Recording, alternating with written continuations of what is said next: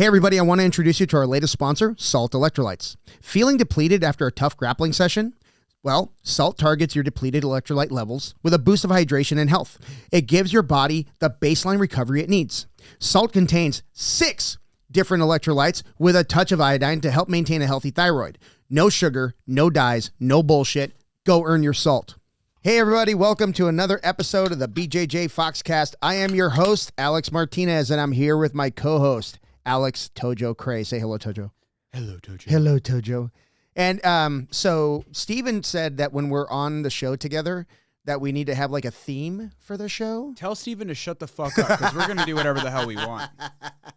No, but he has a point because like we have you down as like a guest. You're not a guest. You're like that degenerate brother-in-law that won't leave. Okay. That's not a guest. Yeah, so what? Totally different. Yeah, I'm an uninvited guest. Uninvited guest. That's a lot. There's a lot of truth. Actually, no, not exactly. I kind of waited for you today. Yeah. I was expecting you today. I've been building, like over the past month, I've been building this like TV, like the only word I have for it is an entertainment center, but it's not an entertainment center. It's basically going to be where my TV sits, but it has glass sliding doors in the front. Yeah. And then it has 6 slots, like kind of like shelves or cabinets or whatever you want to call them. But that's where I'm going to put my javelina skulls. That is an entertainment center. Yeah, but there's nothing entertaining about it. You have a television. Yeah. Well, and, there's no and dead animals. Yeah, there's dead animals. That is entertaining. Yeah. So see that? Yeah. So entertainment center, whatever. So I've been building it, and I was doing the LED lights today. Oh, nice. And I was like, I just need to finish the wiring. Oh, I gotcha. Yeah. No, I mean, I was just waiting. And you said 5-ish, so fuck you. What time is it now? 5-ish. It's 5-ish. It's almost. Yeah.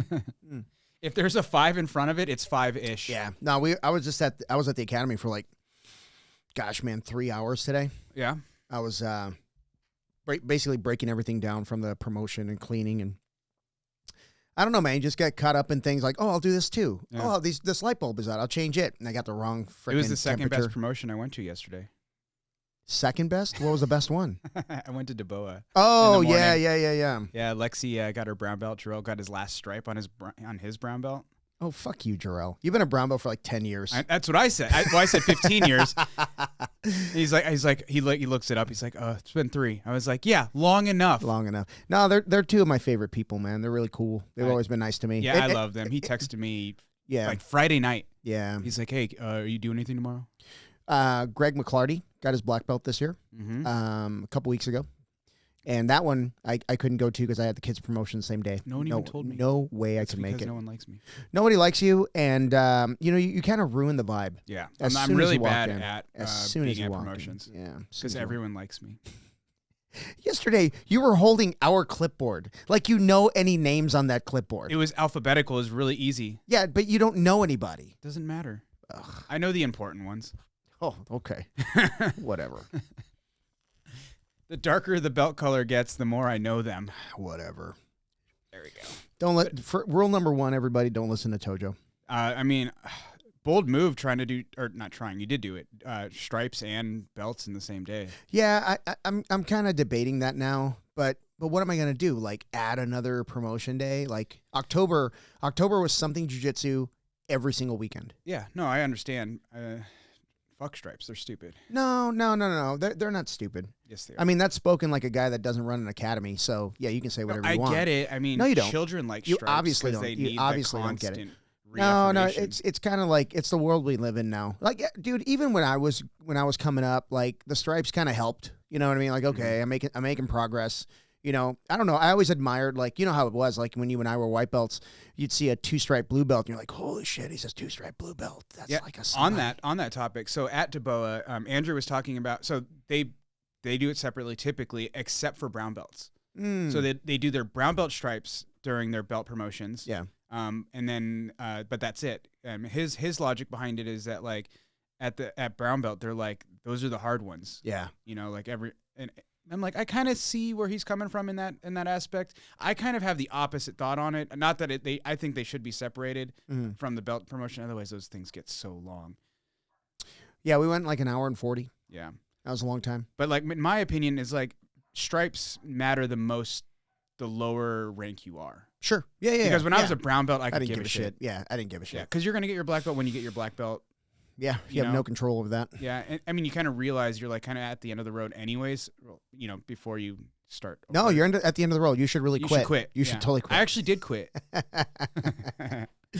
But you know what I mean? Like when you're a white belt, that first stripe is really important. It's important. That's the first step. It means a lot. Yeah. Well, actually, walking in the door is the first step. Yeah. But like it's the first like real like, you know, oh, I'm progressing. Yeah. You know? I had such an embarrassing moment yesterday because there was a guy, like I'm looking right at him and I know he's not on the list and I know he's up for a stripe. He's like a first stripe guy. And I'm like, damn it, I can't remember his name. Yeah. And I'm like, damn it. So I go to all the coaches. I'm like, the guy right there. You know who's really good at like remembering everybody's fucking name? Ooh. Paul. Yeah, Paul's good. Of all people. That guy doesn't remember his birthday. Yeah, I know, man. I know. No, he's always been good at it. But anytime I'm like, who's this guy? He's like, oh, that's blah, blah, blah. And it's like, it's not like it's in his class. It's like in the fundies class. Yeah. He just remembers everyone's name. Yeah. So he's really good at that. Anyway, we finally got it figured out and I apologized. And, you know, I always harp on the students about having a profile picture on their, you know. It's his fault. Well, no, he has one. I don't care. It's still his fault. So the one thing I asked, you're like, oh, we can remember you if we have. No, apparently not. Well, so. if he didn't put his picture, you probably would have remembered him. Probably, yeah. Then So you'd be it's like, still his fault. You need to get your picture on there. Yeah. Be, you know, harping on him. Yeah. No, it was a good promotion though. Smaller than my last one. Smaller. A lot of guys. They don't need to be big. No. I'm just saying. What by smaller, I mean everybody else had.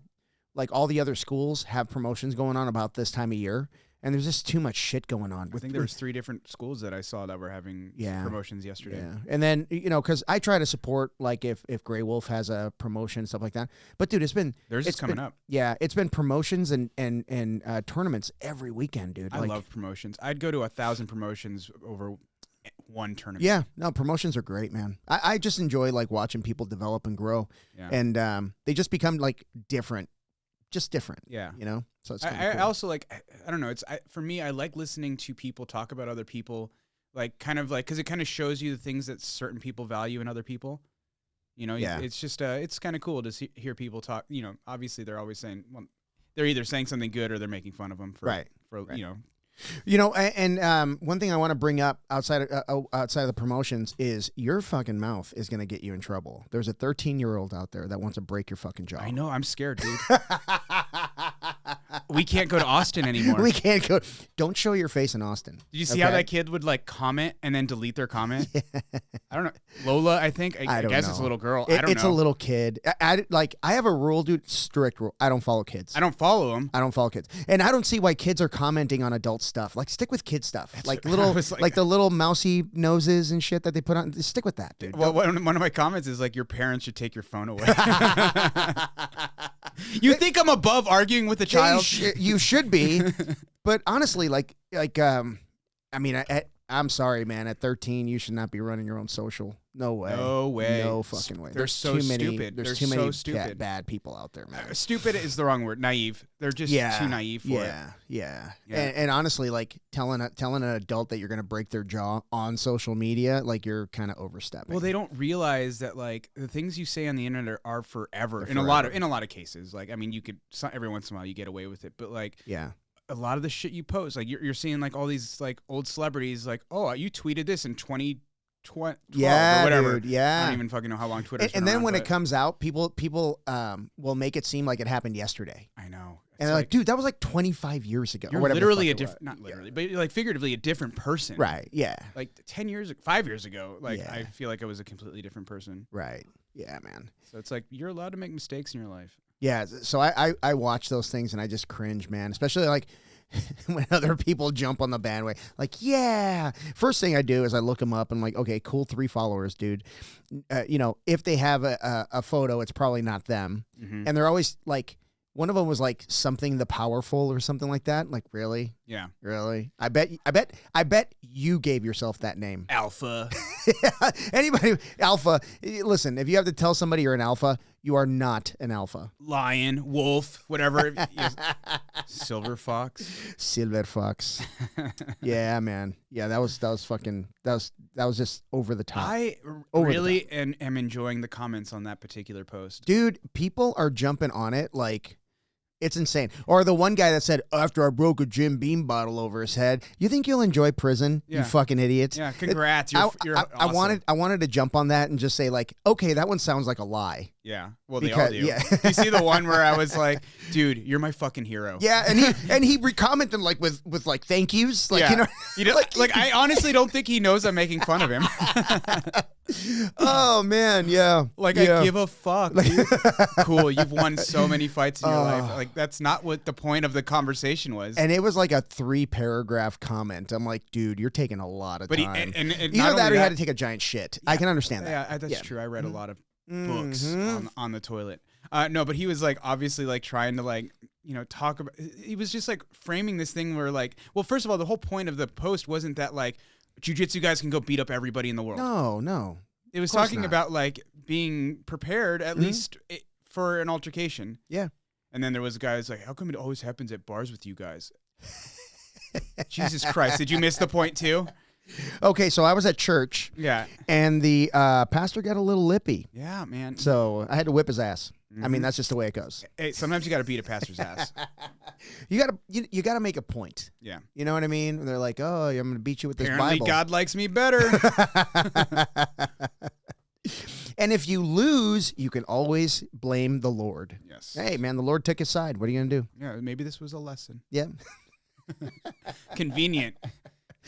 Oh my God. You win, it's God. You lose, it's God. You know, and I always wonder why we don't get a lot of views on this show. It's probably because like we don't deserve them. And we don't say anything really all that meaningful. We don't. No, we don't. I don't think that we're mean to anybody, but I am. Whatever. I try to be. Anyway, going back to promotions. We had a couple brown belts get promoted. Sean and Maria. That was awesome. Known them a long time. Was Sean around when you started? No, Sean came after. So okay. Sean was a white belt. I think I was like a late blue, maybe early purple. Mm-hmm. And he showed up as a white belt, but he had trained on Maui for a little while, I believe. Like he and like his family, they had all trained. Because like in my mind, like Sean's been there forever. Sean and Maria both. I know, right? Forever. Yeah. But I'm like, no, that's not the case. No, you know, because I've definitely like been doing it longer than he has. Yeah. So it's just like, okay. Yeah, he's just been around. Like he jumped right in though. Like he started competing right away, and you know, especially at blue belt, he was competing a ton. Honestly, the whole family. Yeah. Like, all the kids, everybody. Yeah. You know, Aaliyah and Mikeo and Maria. Yep. Yeah. So, and it's just cool. It's just cool to see it, man. Like, I really like the fact that like it was Paul and me like promoting them because like, I mean, to me, like we're all under Paul. I really like Paul's white gi though that he brought. Dude. And he looked at me and goes, I didn't know it was white geese. I'm like, yeah, it always is. For promotions, it's always white geese. And then he's like, I'm just trying to make the people that brought black geese feel better. This time, there was literally only 3 people who didn't wear white gi. I know, man. I know. You look at that old picture, it's like, there's like, 10. Yeah. I should do a money grab and like sell them at the door. Like, hey, need a white gi, dude. Sorry. Or you're out of here. $380. I'd be like, all right, see you later. I'll just watch from the door. Oh, darn. I don't get to stand for 2 hours. Yeah. I felt like I was way busier this time. There's just so much going on that day. Because you did 5,000 stripes. I didn't do 5,000. Why are you exaggerating? I'm not. There's no fucking way in hell I did 5,000 stripes. Literally 5,000 stripes. Oh, God, I hate you. God, I hate you. You know, there's people that I expected to be there that weren't there. Like, very surprised. Very surprised. And it's not like I'm call them out. I'm not pissed off at them, but they're like very Shackelford. Fucking Steven. Steven wasn't there. Fucking Steven. He might have gotten a stripe. I don't know. Maybe not.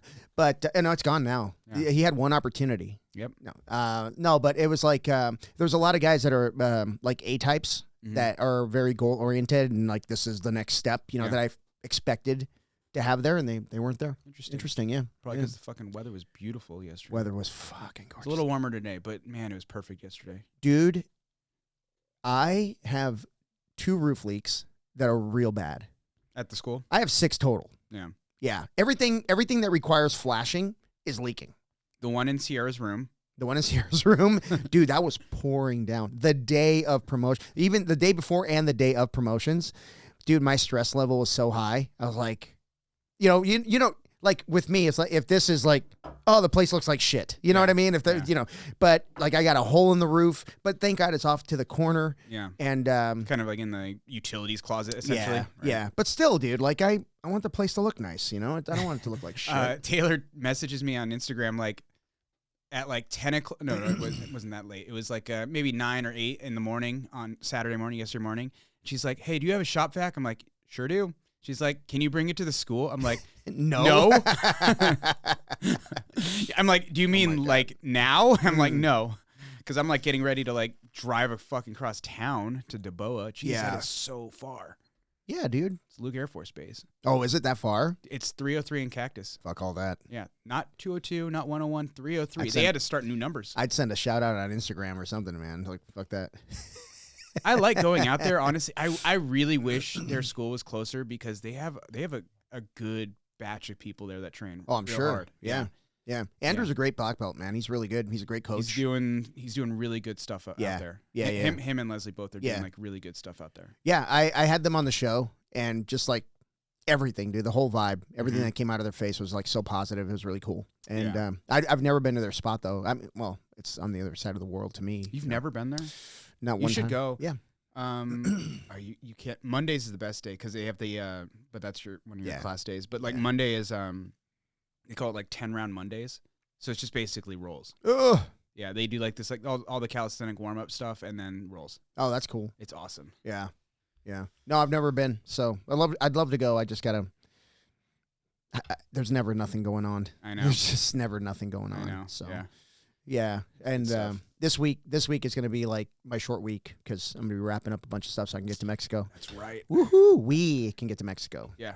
Damn. Again. Can't wait to tell what do you mean everybody again? about the legal stuff we've done. Oh no! This is but we're not going to Mexico.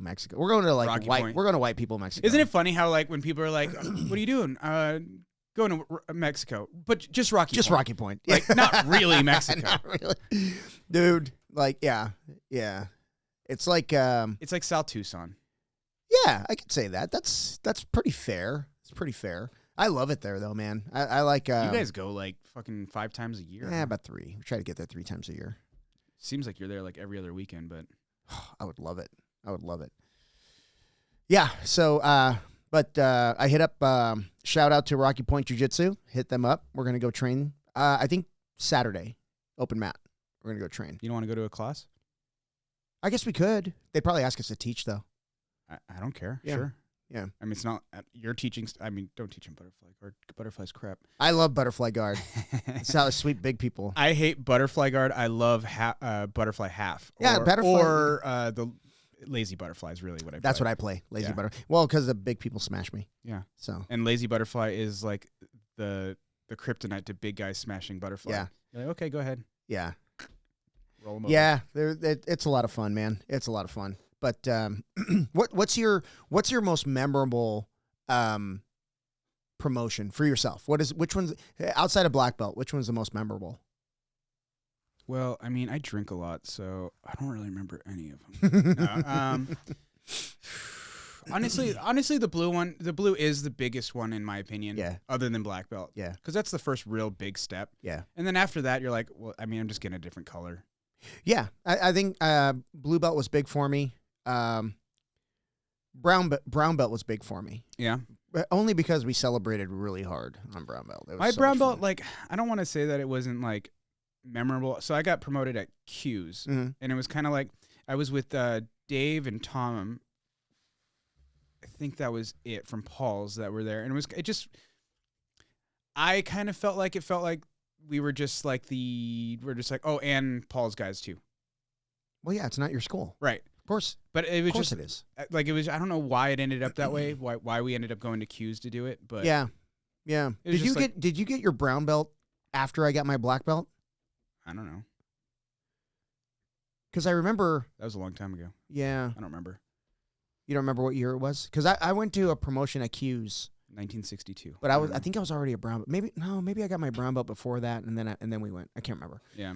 But anyway, I don't know. But I think it's just like your first stripe as a white belt is a big event. I think getting promoted to blue that's the first real promotion. Yeah. Like your stripes aren't really they're like quarter promotions. Sure. Yeah. Mini promotions or whatever.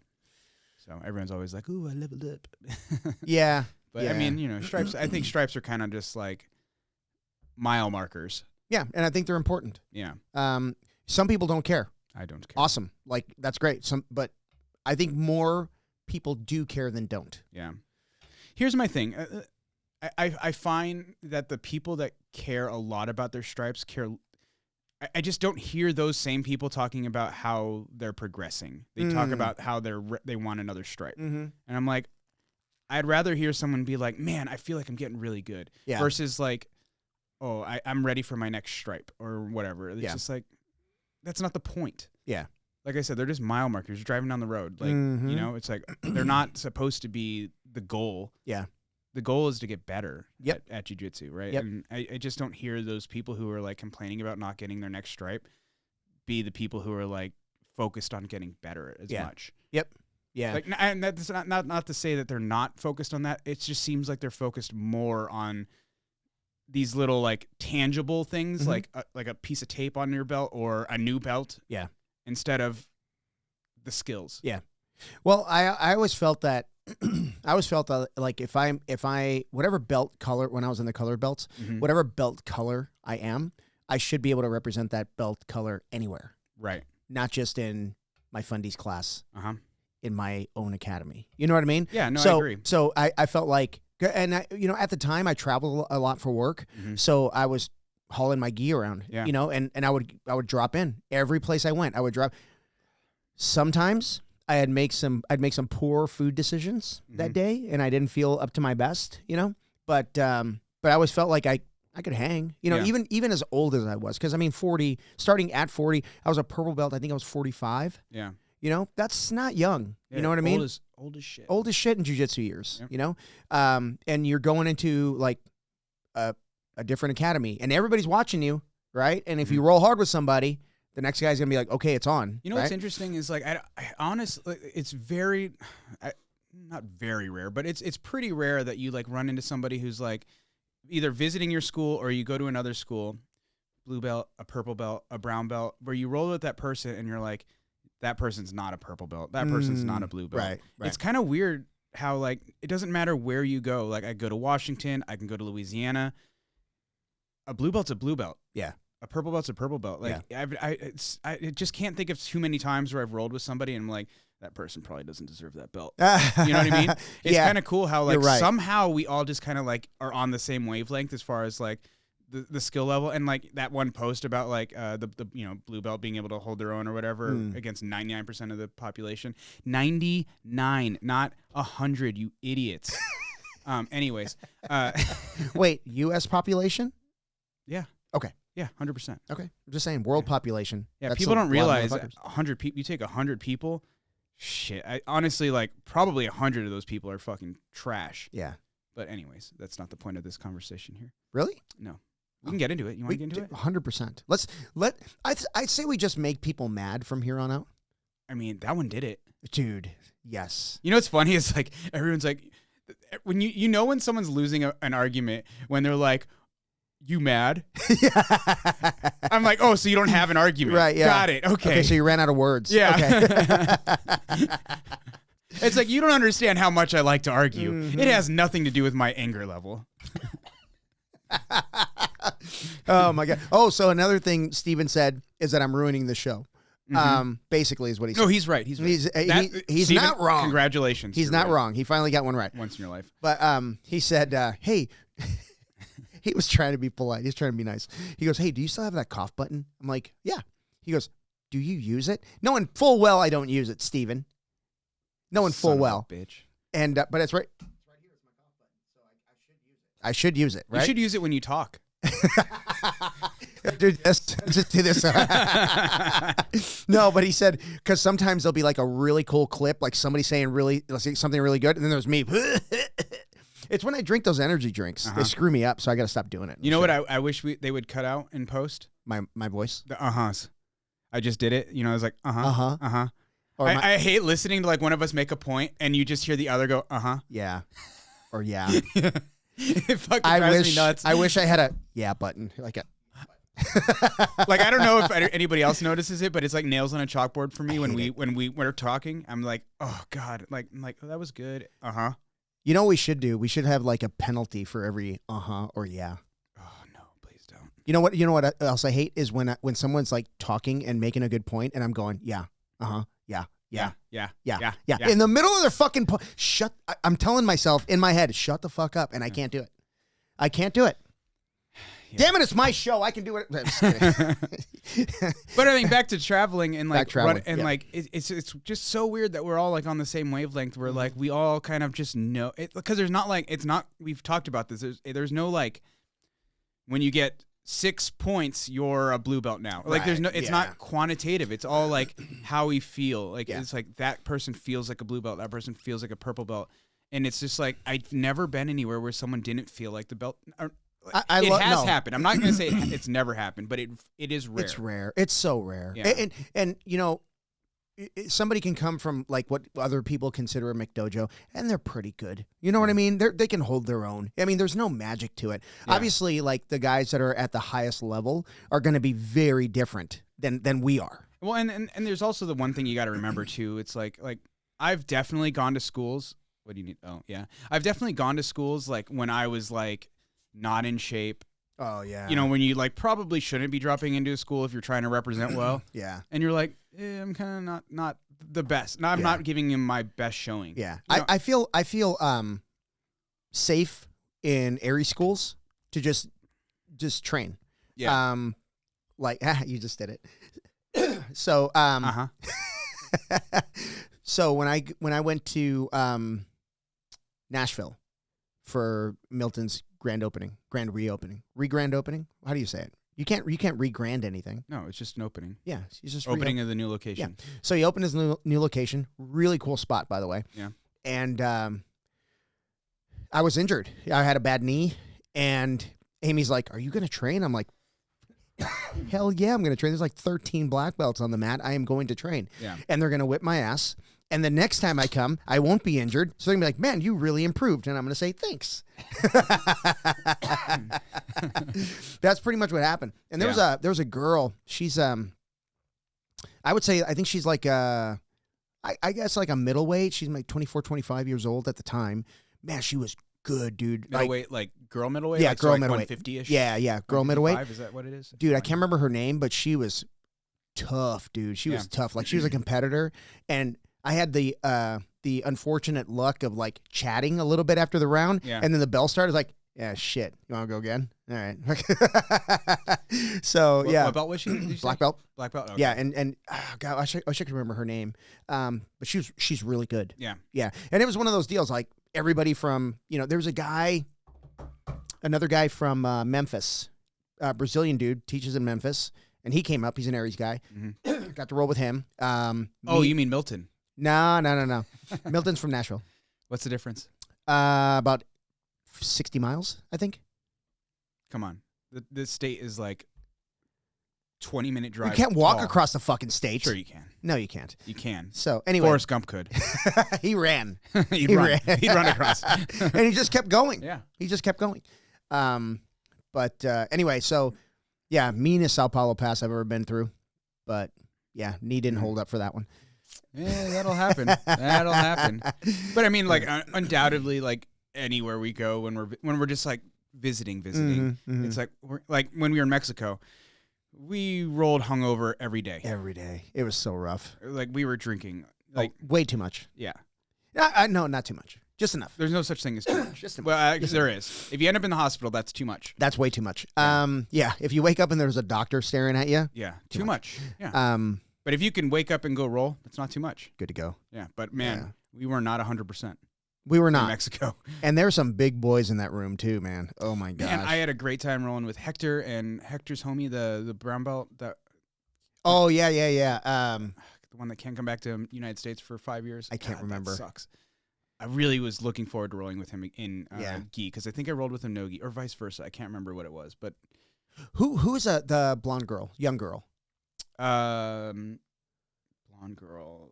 Her dad's Tony. Tony didn't make the trip though. Tony didn't make the trip here. But he was there at the one Mario's place. that was like runs the school or like is like their secretary. No. The young girl with the she was wearing a pinky. She came out for she competed Phoenix. out here. Yeah. Phoenix Open. I can't remember her name. Her dad was here. Was Tony here? Oh, for the Phoenix Open. He wasn't here for World League.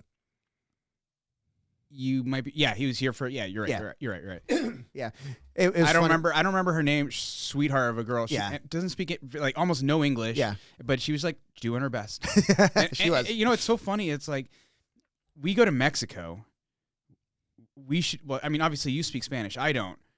But she was doing her best to speak English. Yeah. You know, because like I think most of us were like English speakers, and like the seminars were all done in English. Yep. Except for I think Hector did a little bit of Spanish, if I remember right. Mostly Spanish. Yeah. But I mean, it was just like it's kind of funny like that she is trying to accommodate us when we visit her country. Yeah, I know. You know what I mean? That's kind of cool though. That's nice. Yeah. But you don't get that here.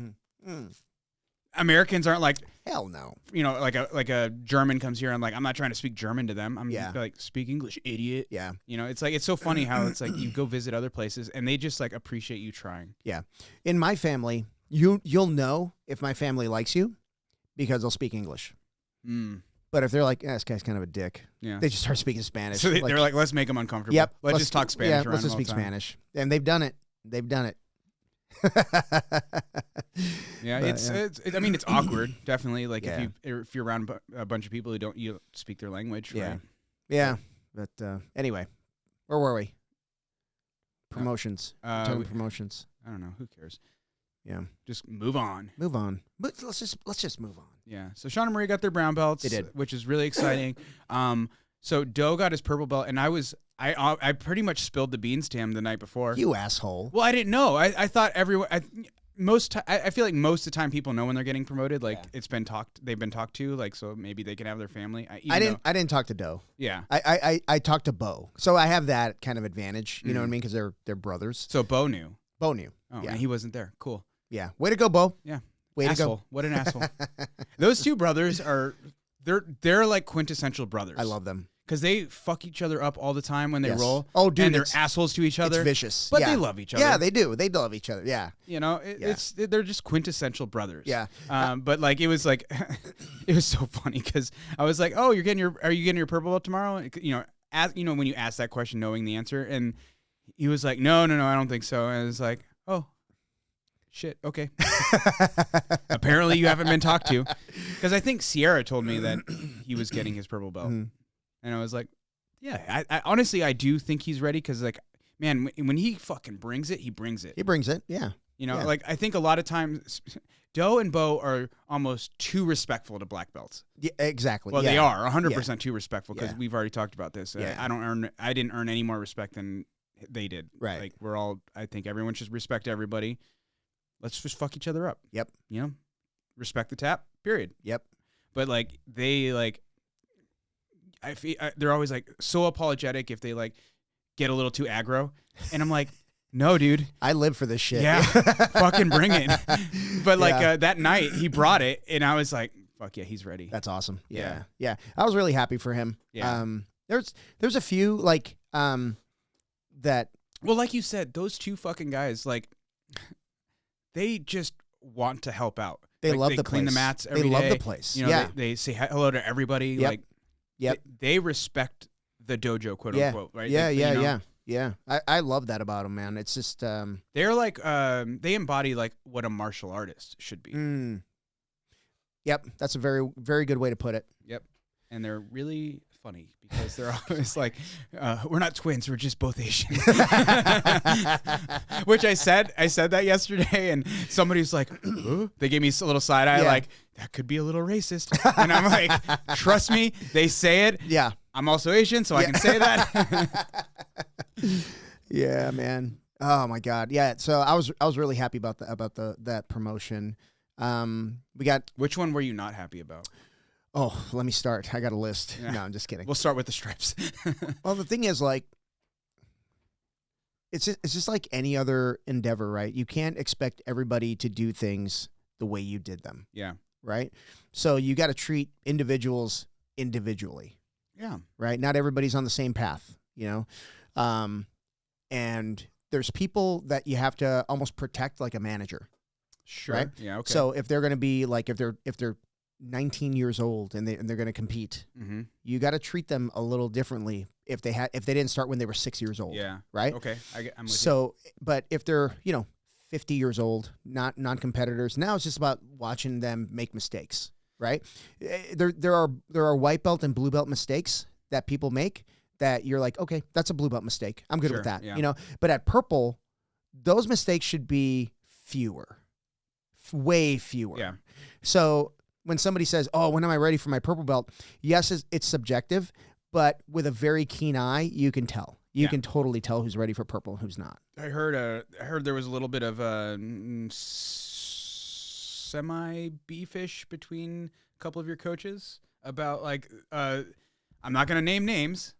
But there was a little bit of the like one said comparison is the thief of joy. Yep. And the other one was like, well, I compare myself to or compare people together to kind of like gauge people. And I think both of those statements are true at the same time. 100%. It depends on the context. Yeah, I think the context was right. I think if you're comparing yourself, like say like you and I, we're masters athletes. Yep. If we're comparing ourselves to the adult black belts that are even our size, like 181 for you, 195, Fuck 205, 81, whatever. Still waking up at 82, 83. But if you're comparing yourself to an adult athlete at that level, No comparison. and you're like, oh, he just kills me, man, I suck. Yeah. It's like, well, yeah, You just stole all the joy from it. Yeah, you stole all the joy.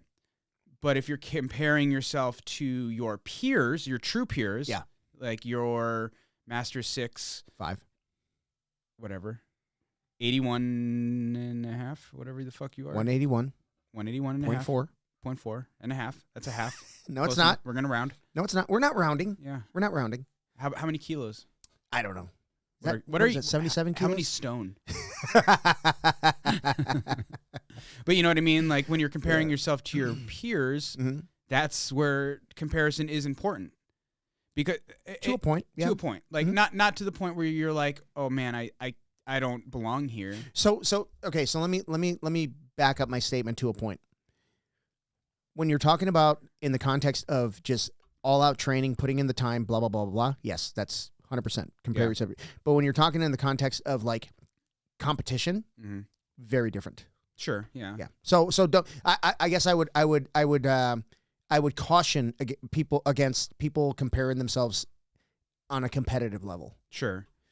Well, yeah. I mean, you got to. The thing you got to remember is apples to apples when you are comparing. Yeah. Because it's real easy to be like, I should be beating them because I'm a like. Correct. Yeah. I think the biggest thing happens when it's different belt colors. Yeah. So like, well, let's just say like you and I are, masters black belt. Yep. Versus an adult brown belt. There's a lot of adult level brown belts beat the shit out of us. Oh yeah, for sure. I would say a lot of them. The majority. Yeah. I would say if they didn't, then they probably shouldn't be competitive. Competitive. Yeah. That's what I mean. Yeah. Caveat. Yeah. Competitive adult brown belts, like the ones that are like are there competing, 10 times a year. Yeah. And all throughout my jiu-jitsu life, I've ran into people that don't compete, and you're like, "Holy shit, this guy's good." Yeah, There's a lot. I mean, it's hard.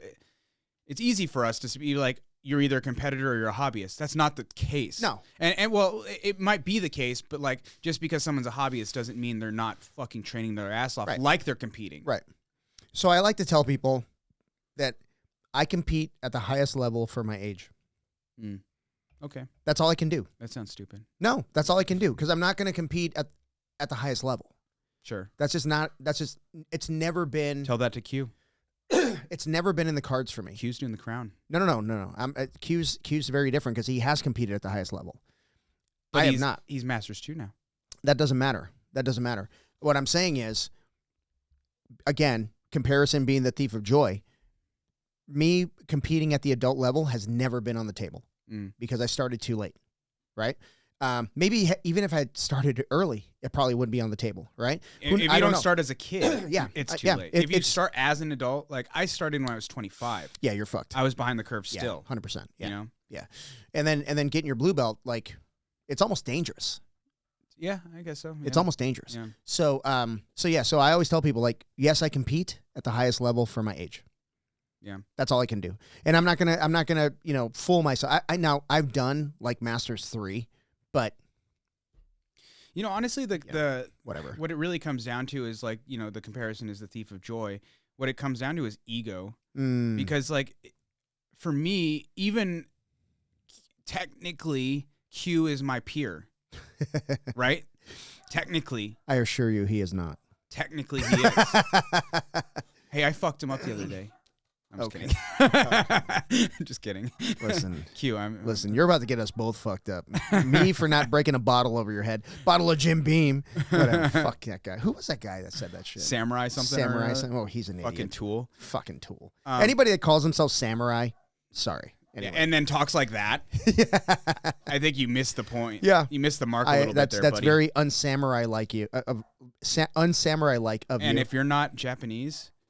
Ooh. Cultural appropriation, bitch. Yeah. Are you wearing a kimono, you fucking asshole?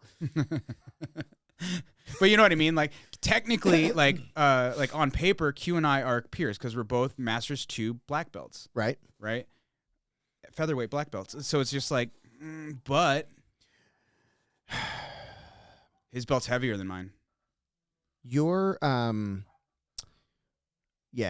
would say that you're, you would be his warm-up round in the division. No, that's unfair to say. No, but it's true. Tell that to the 4 points I scored on him. But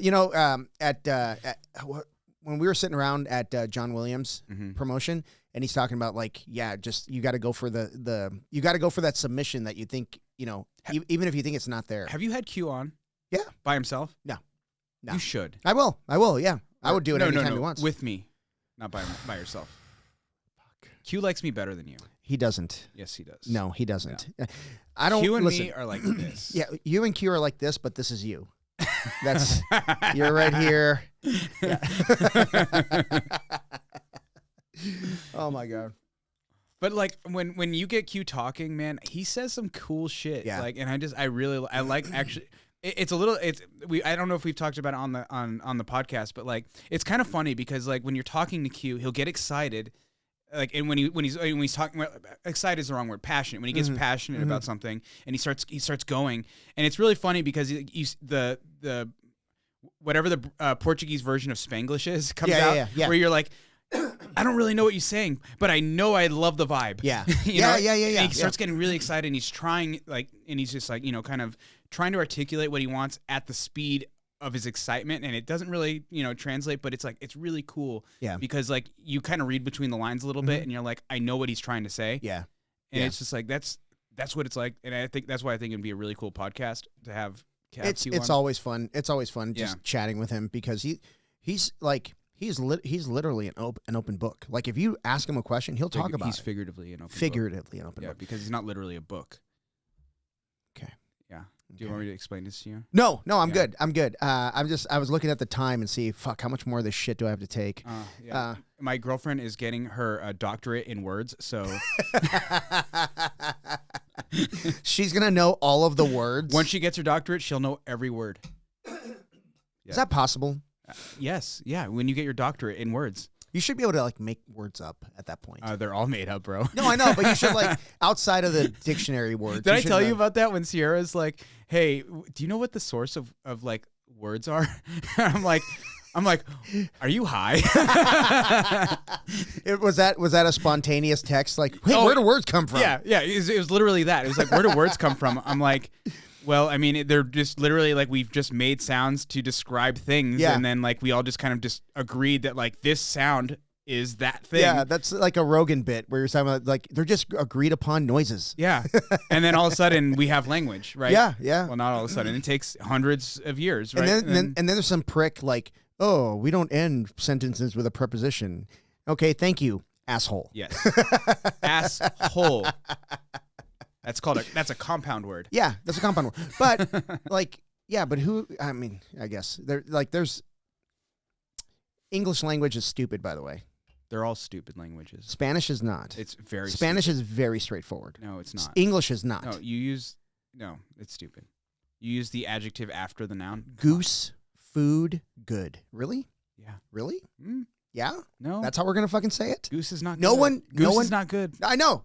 It shouldn't be. Yeah. It should be goose. Oh, man, we're losing people. We We're are- losing people. I don't give a shit. Fuck them. Oh, we lost a camera. Who cares? How did we lose a camera? They don't need to see us. We both look like shit. It's hot in here. It's fucking beautiful outside, and it's hot in here. Cut that out. Let me try restarting. That's weird, man. We lost a fucking camera. Who cares? What do you mean? I don't Dude. care. Part of this podcast is that we're on video as well as audio. Where does most of the do I want to say engagement or do I want to say views? Where do most of the views come from? Is it? Nobody watches. Yeah, I was gonna say Like there's zero. Yeah, YouTube, no one watches, right? No, Compared to like Spotify, where do we get the most? I think Spotify is where we get the most. Okay. Yeah. YouTube is mostly where the hate comes from.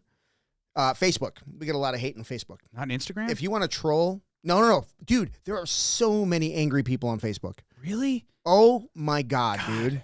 I need to be more of a boomer and get on Facebook. Get on Facebook. I hate Facebook. Because you get on Facebook and You you're okay, like, bud? yeah, you get on You tough Facebook drop? and you're like, hey, here's your feed, right? You think it's not. It's just a bunch of rando shit, and like it's like, hey, these are people you may want to follow. I just like that Instagram Reels will like, even if you have no idea who we are, the podcast is, you could end up with us in your algorithm. Oh yeah, And yeah. then those people comment their dumb shit because they didn't listen to the actual post. Well, in their defense, they didn't ask for us to jump on their fucking feed. Well, then they should be mad at fucking Instagram, not us. It's a very good point. Yeah, it's a very good point. I'm gonna pull up the samurai's quote. The samurai quote. Yeah, because Are we gonna do a shitting on the comments right now? oh god, just this one Okay. because it's really funny. You should, Oh. but continue talking. What was I saying? I don't know. I found it already. So Fair enough. wow, these guys do not fight in bars. I would First, agree with that. That's true. First of all, how often do we actually go to bars? Bars, real bars. 0. Like never. We should go to Jupes. Should go to Jupes. Cash only. Bro. Shout out to Jupes. Yeah. Like we're basically like Zips, the hub, and that's pretty much it. Yeah. So and if everybody in there's 50. So if no someone one's wanted gonna to fight. assassinate us, it'd be really So easy. easy. Yeah, So so easy. easy because we're always in the same two places. Yeah. All right. First, you'll get swung on. No one wants to grapple. No shit. No, noun. Noun. The ground is hard. Cool. Thanks. Did you know that? Did you know the ground was hard? Did you know that water's wet, Samurai? Dude, this guy's fucking smart, dude. He's He is spitting an bars. He's an idiot. His name is Samurai Steve 1, by the way. Samurai Steve 1? _ Steve 1. Everyone should give him a follow. Yeah, give him a follow. This was maybe true 25 years ago when blue belts had a minimum stand-up. Okay. All right, we'll go with that. This is when jiu-jitsu leaves reality. What? Okay. Jiu-jitsu leaves reality? Dude, like, I think he was just kind of, like, writing shit. Like, he's ad-libbing. He may have been, like, the guy... No, because there'd be, like, more fucked up words. But, like, some guys will do, like, a talk-to-text kind of thing to reply, and it gets all fucked up. No. He's like, these are, like, actual sentences. Okay. They're just dumb. I wish I knew if he was taking a dump or not. That's mostly what I'm I curious about. guarantee he was taking a shit. Had to be. Yeah, or like constantly. Like I think that's his entire day. This guy is definitely like he already said he's old. He's probably on the toilet all day long. Yeah. Right? I would be He if says, you let me. I am old, meaning old school. My jiu-jitsu is made for real fighting, and yours is not, as the rules goes. Rules goes. Yes, that's As what he the says. rules As the goes. rule goes is what he says. What's his name? Samurai Joe? Yeah. Samurai Steve. underscore? Samurai Steve. underscore Steve? Steve 1. Because I guess Samurai Steve was already taken. You know what? Sometimes they're taken. Yeah. Yeah. Samurai underscore Steve 1, you're a fucking idiot. Yeah. Yeah. Yeah. So my jiu-jitsu is made for real fighting, and yours is not, as rules go. What the fuck does that sentence even mean? I don't know. You know what? It probably made a lot of sense in his head. You know what I mean? I know, poor guy. And we don't know. He might be like on meth, you know? And he's like, everything sounds like a great idea when he's on meth. Yeah, I mean, yeah. Yeah. So let's just start a rumor that Samurai _ Steve 1 is on meth. Isn't he though? Yeah. Of course he is. Dude, he says it plainly in his sentences. Obviously. I'm on meth. Yeah. Clearly it's here. Of course, I have high level striking, so that kind of helps. Oh, man, this guy's a badass. Compared to what? I don't know. High level. Compared to that 13-year-old. You don't know who Samurai Steve is? Is he on no a respect. Is he on a private page with like no followers? I don't know. I don't bother fucking looking these people up. I look them up. They do not matter that much to me. They don't matter at all. Like literally zero. Yeah. Honestly, we don't matter at all, but I'm like, that's how much they matter. Less than us. I've never seen any of his reels. That's all I have to say. Yeah. Steve, thank you for commenting. Yeah, I really appreciate it. Thank you for the engagement. Yeah, thank you for the engagement, Steve. Appreciate that. I headbutt, you weaklings. Wait. I headbutt, comma, you weaklings? Yes. Or I headbutt, you weaklings? That was one sentence. I headbutt, comma, you weaklings. At least he threw the comma in there. Yeah. We know it's directed at us. Yeah. We're weaklings. That is true. That is true. That is true. Headbutt me. I've never been headbutted before. I've been headbutted once, but it was like a relative. I get headbutted constantly. I don't know what the fuck this guy thinks. What, he's going to grab my head and hit me in the head with his head? Yes. I mean, they don't. A headbutt is like a sneak attack. You know what I mean? They just like, oh, how's it going? Boom, they hit you. This is like the guy who's like, I was made for the streets. I will bite you. It's like that. It's that vibe. You know what I mean? Like the guy's like, what would you do if I bite you? So, it's like, still use jiu-jitsu. Yeah. Boss Rutan talks about that when he was teaching a class. Like, but I can bite you also. I can also bite you. No, Boss Rutan was saying like he was teaching like a rear naked choke or something like that. And someone like a visitor or somebody checking out the class was like shitting on him and saying like, but what if I just poke your eyes? And he's like, okay, come here. And I'll take your back. I'll close my eyes. He says, I'll take your back. And he says, I'll put you in the choke and you poke my eyes out before I kill you. Yeah. And the guy's like, what? What do you mean? I said that today. I was like, the only real submissions are strangles. Yes. Because if you break my arm, I'm not dead. Right. I'm just still hurt. Fight. Yeah. Yeah. If I choke you out, I can just keep choking you till you're dead. Yeah. Yeah. So, anyways, you are not ready for my jiu-jitsu. 100%. Which is one of my favorite fucking parts of this. 100%. Because this guy is definitely a badass in jiu-jitsu. I'll bet he's a world champion. Gotta be. I bet he's a UFC champion, honestly. Dude, he's got to be like bigger than that. Yeah. Yeah. There's him. There's Samurai Steve, Conor McGregor, right below that. 100%. And then everybody else. Yeah. Yeah. Yeah. Habib is up there. He's probably above. Yep. Oh, you know, he'd fuck. This guy would 100%. fuck up Habib. That's what he's saying. Yeah. Habib. 100%. You should fucking look this guy up. Yeah. I'm sure there are people beating down his door for training camps. All right, no. This is my favorite part. I forgot about this part. By the way, this is all the same comment. Yeah. And I am not making any of this up. And this guy was 100% serious. Oh, yeah. So you're not ready for my jiu-jitsu. Okay. As it is called Jeet Kune Do. Do you know what Jeet Kune Do is? Is that the Bruce Lee stuff? Yes.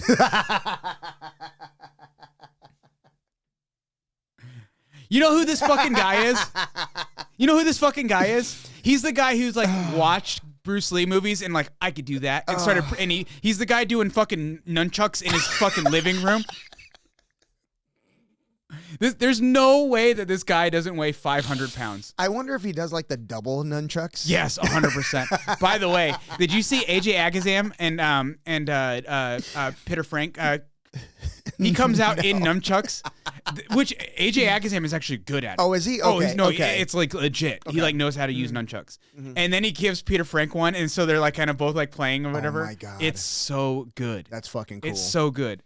Yeah. That was awesome fight. Actually an awesome fight. AJ Agazam versus Peter Frank, which if you guys know who Peter Frank is, he's like a really exciting like masters athlete, but he's like flying arm bars, flying triangles, like Oh yeah, really yeah, exciting he's very athlete. exciting. Yeah, he's like a Masters 1 or 2, right? He's, Yeah.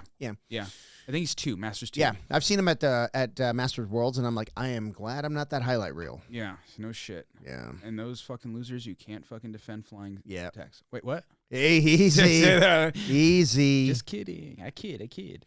So Jeet Kune Do, okay, bud. Yeah, he's one of these guys.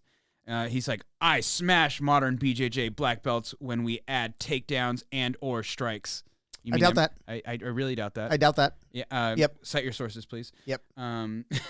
Been there, done that. Ooh. Has he? Who? Does he have the T-shirt for it? Probably not. Probably not. Yeah. He lost me at Jeet Kune Do. Yeah, he did. Yeah. I smash modern. He had me at BJJ headbutt black belts. though. I mean, honestly, like I'm sure there are modern BJJ black belts. Like I'm sure he could beat up this 1,000-year-old guy.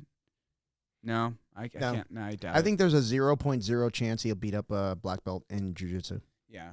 Oh, but no. When you throw in takedowns, though. Totally different. Yeah. Oh man, takedown. Oh, have you ever seen a takedown before? I've seen one done to me. I have never rolled with a D1 wrestler ever. Yeah, ever. Not one time. Not one time. Not one time. Mm-mm. Yeah. No, I don't know what I would do if I ever came across a D1 wrestler. I am inept. Yeah. It's pretty funny. Yeah, we're completely lost there. Or strikes. Well, you know, when you wrestle, you can't strike really. Right. Yeah. Yeah. Or when your arms are wrapped around your own neck, because that's what I can do to you. Yeah. You're gonna have a hard time striking. Like real talk real quick, like when it comes to striking, it's like the problem with striking is there's obviously too much distance is the enemy of a striker. Mm-hmm. Too close of a distance is the enemy of a striker. But you know what isn't the enemy of a grappler is that too much or too obviously, like if you're too far away, you should be running. There's no reason you should be engaging with a fight with any fucking idiot at a bar, right? That's not the point of that conversation that we're having. It's like when you're at the point of where we can't just not have a fight. Right. Well, when you have an inexperienced fighter, it doesn't matter striking or grappling. Doesn't matter. Doesn't matter. Yeah. But if you have somebody with like world-class hands, you're gonna get fucking tuned up. Yeah, you're gonna get tuned up. I'm gonna teach everybody a striking lesson over this podcast right now. If you're ever in an altercation where someone's gonna throw hands with you and you know that's gonna happen, literally hug them. If you can't run, if you can run. Like there's no fucking reason to like take a hit because you don't know if you could take a hit. You don't know if you could take a hit that day. Yeah. Because even people who've taken hits can still like that night for whatever reason they get clipped right and they go right out. Oh yeah. It is not worth your time to fucking take a hit. No. If you can avoid it, fucking avoid it. Yeah. I tell people all the time, like, I feel like very confident in my ability to take somebody down and like take their back and choke them. Yeah. Taking a hit? As long as I don't get knocked out on my way in, I'll be okay. But there's always that chance, man. And especially if somebody's got like really good hands and really good feet, there's a chance they're gonna knock my ass out. But I don't care how good their hands are. If you're hugging them, they're not knocking you out. If you can get into the clinch and keep it, right, eventually put them on the ground, you're in business. Yeah. But other than that, man, you're gonna get tuned. Have you ever watched a boxing match when they hug each other? Yeah. You know who makes it so they can't keep the hug? The referee. It's true. Yeah, it's true. Because when I connect my arms around your back, there's no way you're getting distance enough where you're going to knock me out. Right. Yeah. Right. I mean, obviously there's all right, maybe a 0.1% chance. Yeah. But like the reality is like that's if you can't keep the distance where you're like able to like escape the situation, you're actually better off being really close. Yeah. But there are people that have great hands, great Muay Thai, great wrestling, great Jiu-Jitsu, great boxing. They are called professional fighters. Yeah. And they're not going to be like punching people at a bar because they get paid to fight. The 13-year-old. But that's different. No, hold on. That kid is going to whip your ass. The second you step off the plane in Austin. That child made a great point, though. Yeah? What's that? What happens when you run into a D1 wrestler or a Muay Thai fighter? And I was like, do they belong in the 99% or the 1% that we were talking about here? Good point. Yeah, good point. And first of all, it has to be a good Muay Thai fighter because There's a lot of shitty people who just like, oh, I train Muay Thai. Yeah, but they're doing like kick fit. Yeah, exactly. Taibo. It's like, hey, don't shit on Taibo, man. Billy Blanks, that was a man back in the day, dude. Yep. But you know what I mean? Like, it's like, that's why I caveated. Mm-hmm. I didn't say you're above everybody. I said you're above 99% of the population. Yep. D1 wrestlers, Muay Thai fighters, MMA fighters, real boxers. Those people fall in the 1%. Yeah. A D1 wrestler would pick me up, spike me on my head, and there's fucking zero things I can do 100%, about that. Yeah. There's zero I can do about or Greco wrestler. Like, that's when closing that distance is not a good idea. Nope. You're fucked. Yeah, because they want that. They want Yep. the hug. Yep. Right? And it's like, okay, that's the 1%. Yep. I like my odds. Yep. Because most people aren't that 1%. No, but if you got a guy that's belligerent with dad bod, I'm fucking that dude up. Anybody who's drinking at a bar. If I look at him and he doesn't have fucking cauliflower ear, it goes down to like 0.1%. Right. Yeah. 99.9. Yeah. Like, because that takes out the wrestlers and the jiu-jitsu guys. You know what? Let's go start a fight. Let's go. That was the other thing. It was like, the point wasn't we're gonna go start fights, right? or that like blue belts should go start fights. It's that they're prepared if a fight happens. Yeah. So I guess we should start everything with a disclaimer. I'm not an expert. I'm not saying you should. Actually, we are experts. We're not experts in jiu-jitsu. We are. No, technically we are. I don't think so. Tell that to the court of law who thinks that we should register our bodies as lethal weapons. Remember when people used to say that about, like, I'm a black belt in karate, I had to register my hands. Whatever. Which is not a thing, by the way. All right, last sentence in this. It's like, when you can roll gi or no gi and you follow Master Carlson Gracie Sr.'s rules, you do well. What were the rules? I don't know. He has rules? I don't know. What kind of rules does he have? Probably not lose. Punch to the groin? Yeah. Is that a rule? Groin strike? Ooh. Re-groin strike. Re-groin strike. That's Master Ken, though. So, yeah, that was Samurai Steve over here, the self-proclaimed badass. I was like, fuck, dude, you're my hero. Yeah, and he replied with like, ooh, you betcha. Yeah, like, cool. Fucking loser. Oh, my God. But, yeah, that was mean. I should not have said that. Yeah, no, he's not a loser. No. I'm sure he's a kind person that I'm sure he loves his family and goes to church. Ooh, there's a picture of him. Do kind people go to church? This guy looks like he touches kids. I'm just... What? Let me see. He's definitely touching that dude. Yeah, at least that guy. Yeah. Yeah, look at that guy. He's probably fresh out of prison, honestly. Oh, yeah. Well, no tattoos, right? Well, you don't necessarily have to have tattoos. Gotta have them, dude. Like, if I went to prison, I'd get all tatted up. You have to, right? 100%. I mean, all over the face. You got to get the vibe. Yeah, I'd come out looking like Jelly Roll. As fat and tattooed on the face. That guy's hilarious. He's fucking great, dude. I like Jelly Roll. He's fucking great, man. I can't help it. Like, I can't help listen to him. Like, whether he's on a podcast or on the, It's like white trash rap. Yes. It's just fun. So good. Yeah. He's so good. And I like his story, too. That's kind of cool. Yeah. But yeah, he talks like a preacher, though. You know, when he gets rolling, it's pretty cool. Yeah.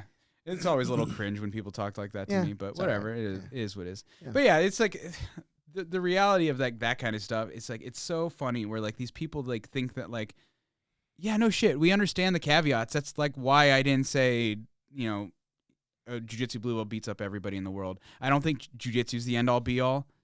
No. But if you're talking about some random fat slob that you're going to run into at fucking Applebee's, Applebee's is a bar grill restaurant. Okay? It is. It's not just a bar. They have great sauce, dude, for their wings. All right, Applebee's sauce is badass. No. I'm serious. That's good. Rob and Kristen and Kenny and I went to Applebee's the other night, and I was like, oh, Applebee's does suck.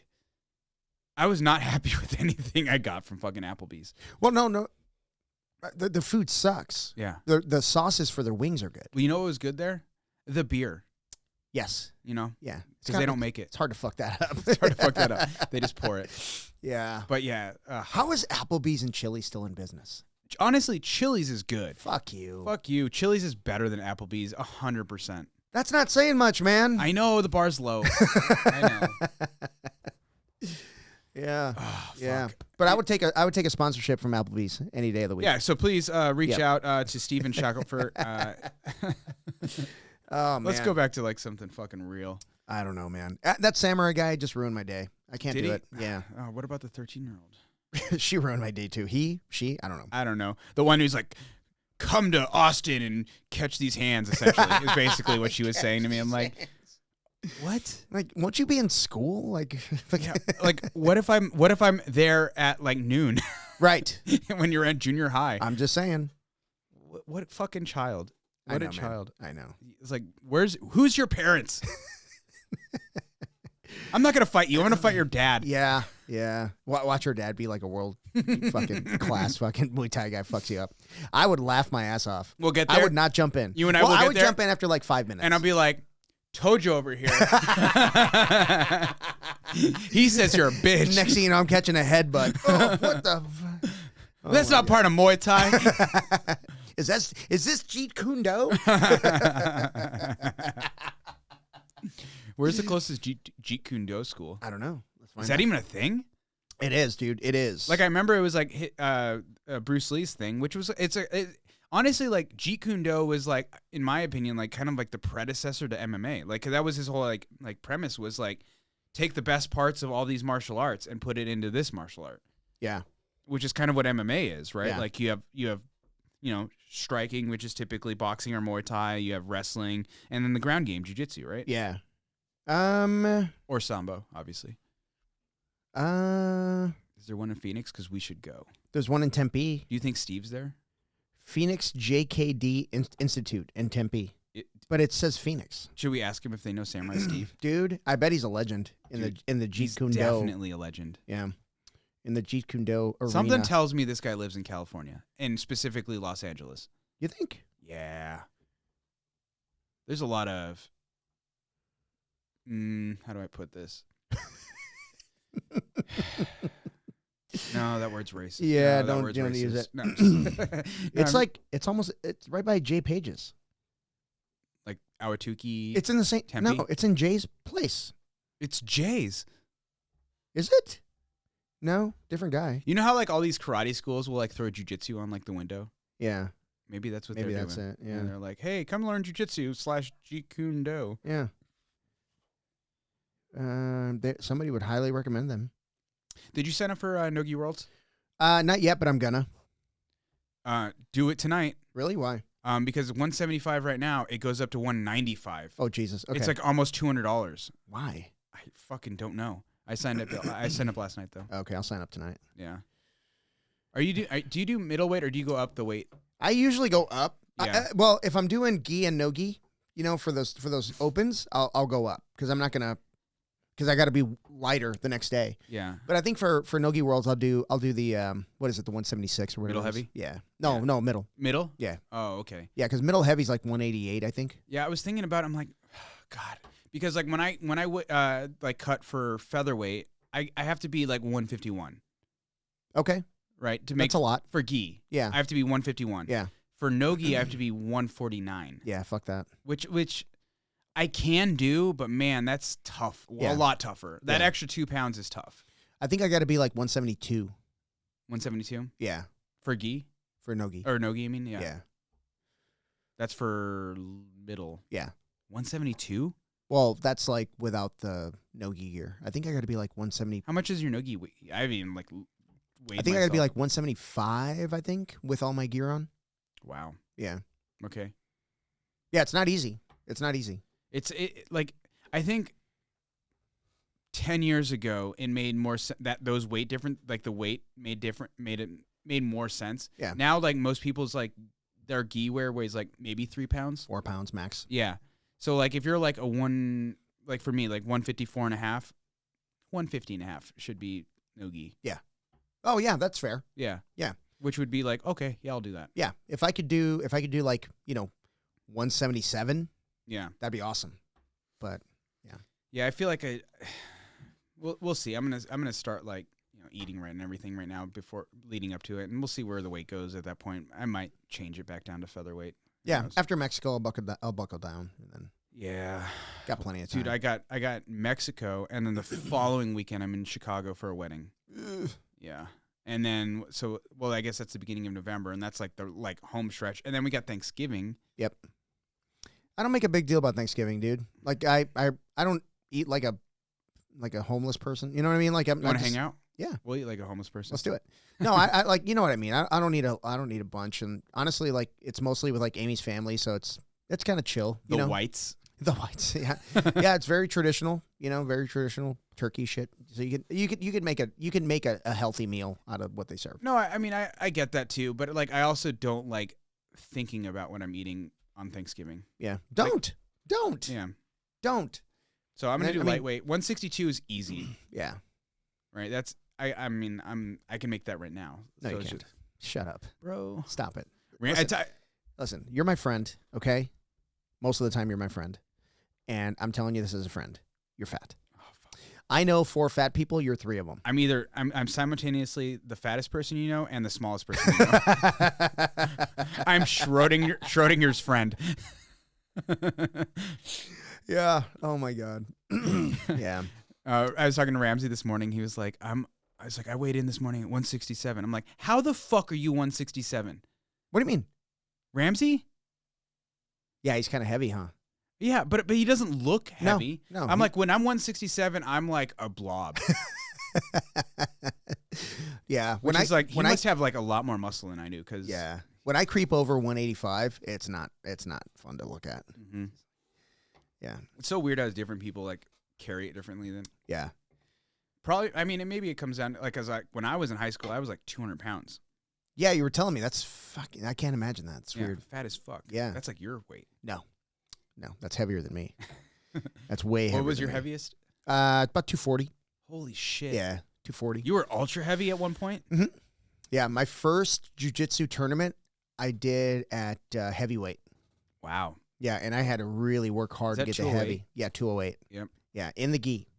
So I'd lost almost 50 pounds by the time I did my first that guy tournament. on that picture right there? No, that's middleweight, Alex. I'll show you a heavyweight, Alex. It's not pretty. I mean, I've seen pictures on the wall in your house. I look like a Sasquatch that ate me. That's what I look like. What did you eat, Alex? Yeah, it's fucking gross, man. It's so gross. Isn't that fucking wild? Yeah. Just looking at old pictures, so bad. Who's the guy that Carlos was just talking to somebody that was at your promotions? He's like, he used to weigh way more, like 200 pounds or something. Don't remember. One of your smaller guys, or I mean, so many people fucking just. I love when people commit to the lifestyle and they just cut the weight. Yep. And they're just like, they're happy. They're just so much happier about it. And it all revolves around like, wanting to get better so you can like do better on the mat space. It's so crazy how much, like, when I am, like, we were just, just talking about being like 167. When I'm at that, like, I'm pushing lightweight, dude, my rolls suck. Yeah. Like, I'm slow, I'm tired, and that's like only like the difference between me at 167 versus like when I'm like ready to be featherweight. It's like 10, 15 pounds. Yeah.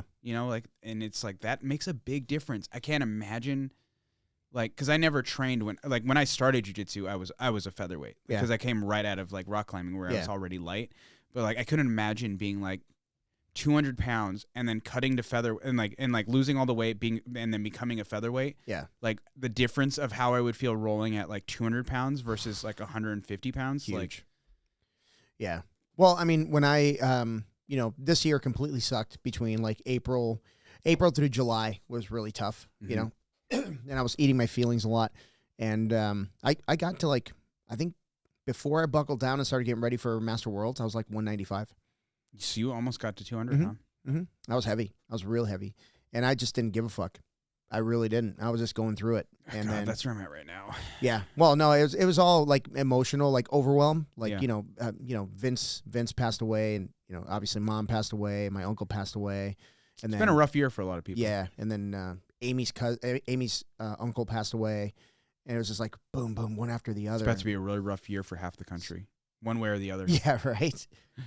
One way or the other. Doesn't matter what side you end up. Someone's having a really bad 2 months after in 2 weeks. Yeah, dude.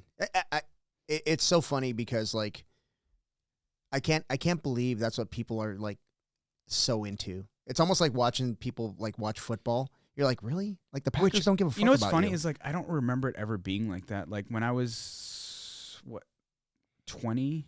It's always been this way. It's always been this way. I don't remember it being this, like, this is all people care about right now. Yeah.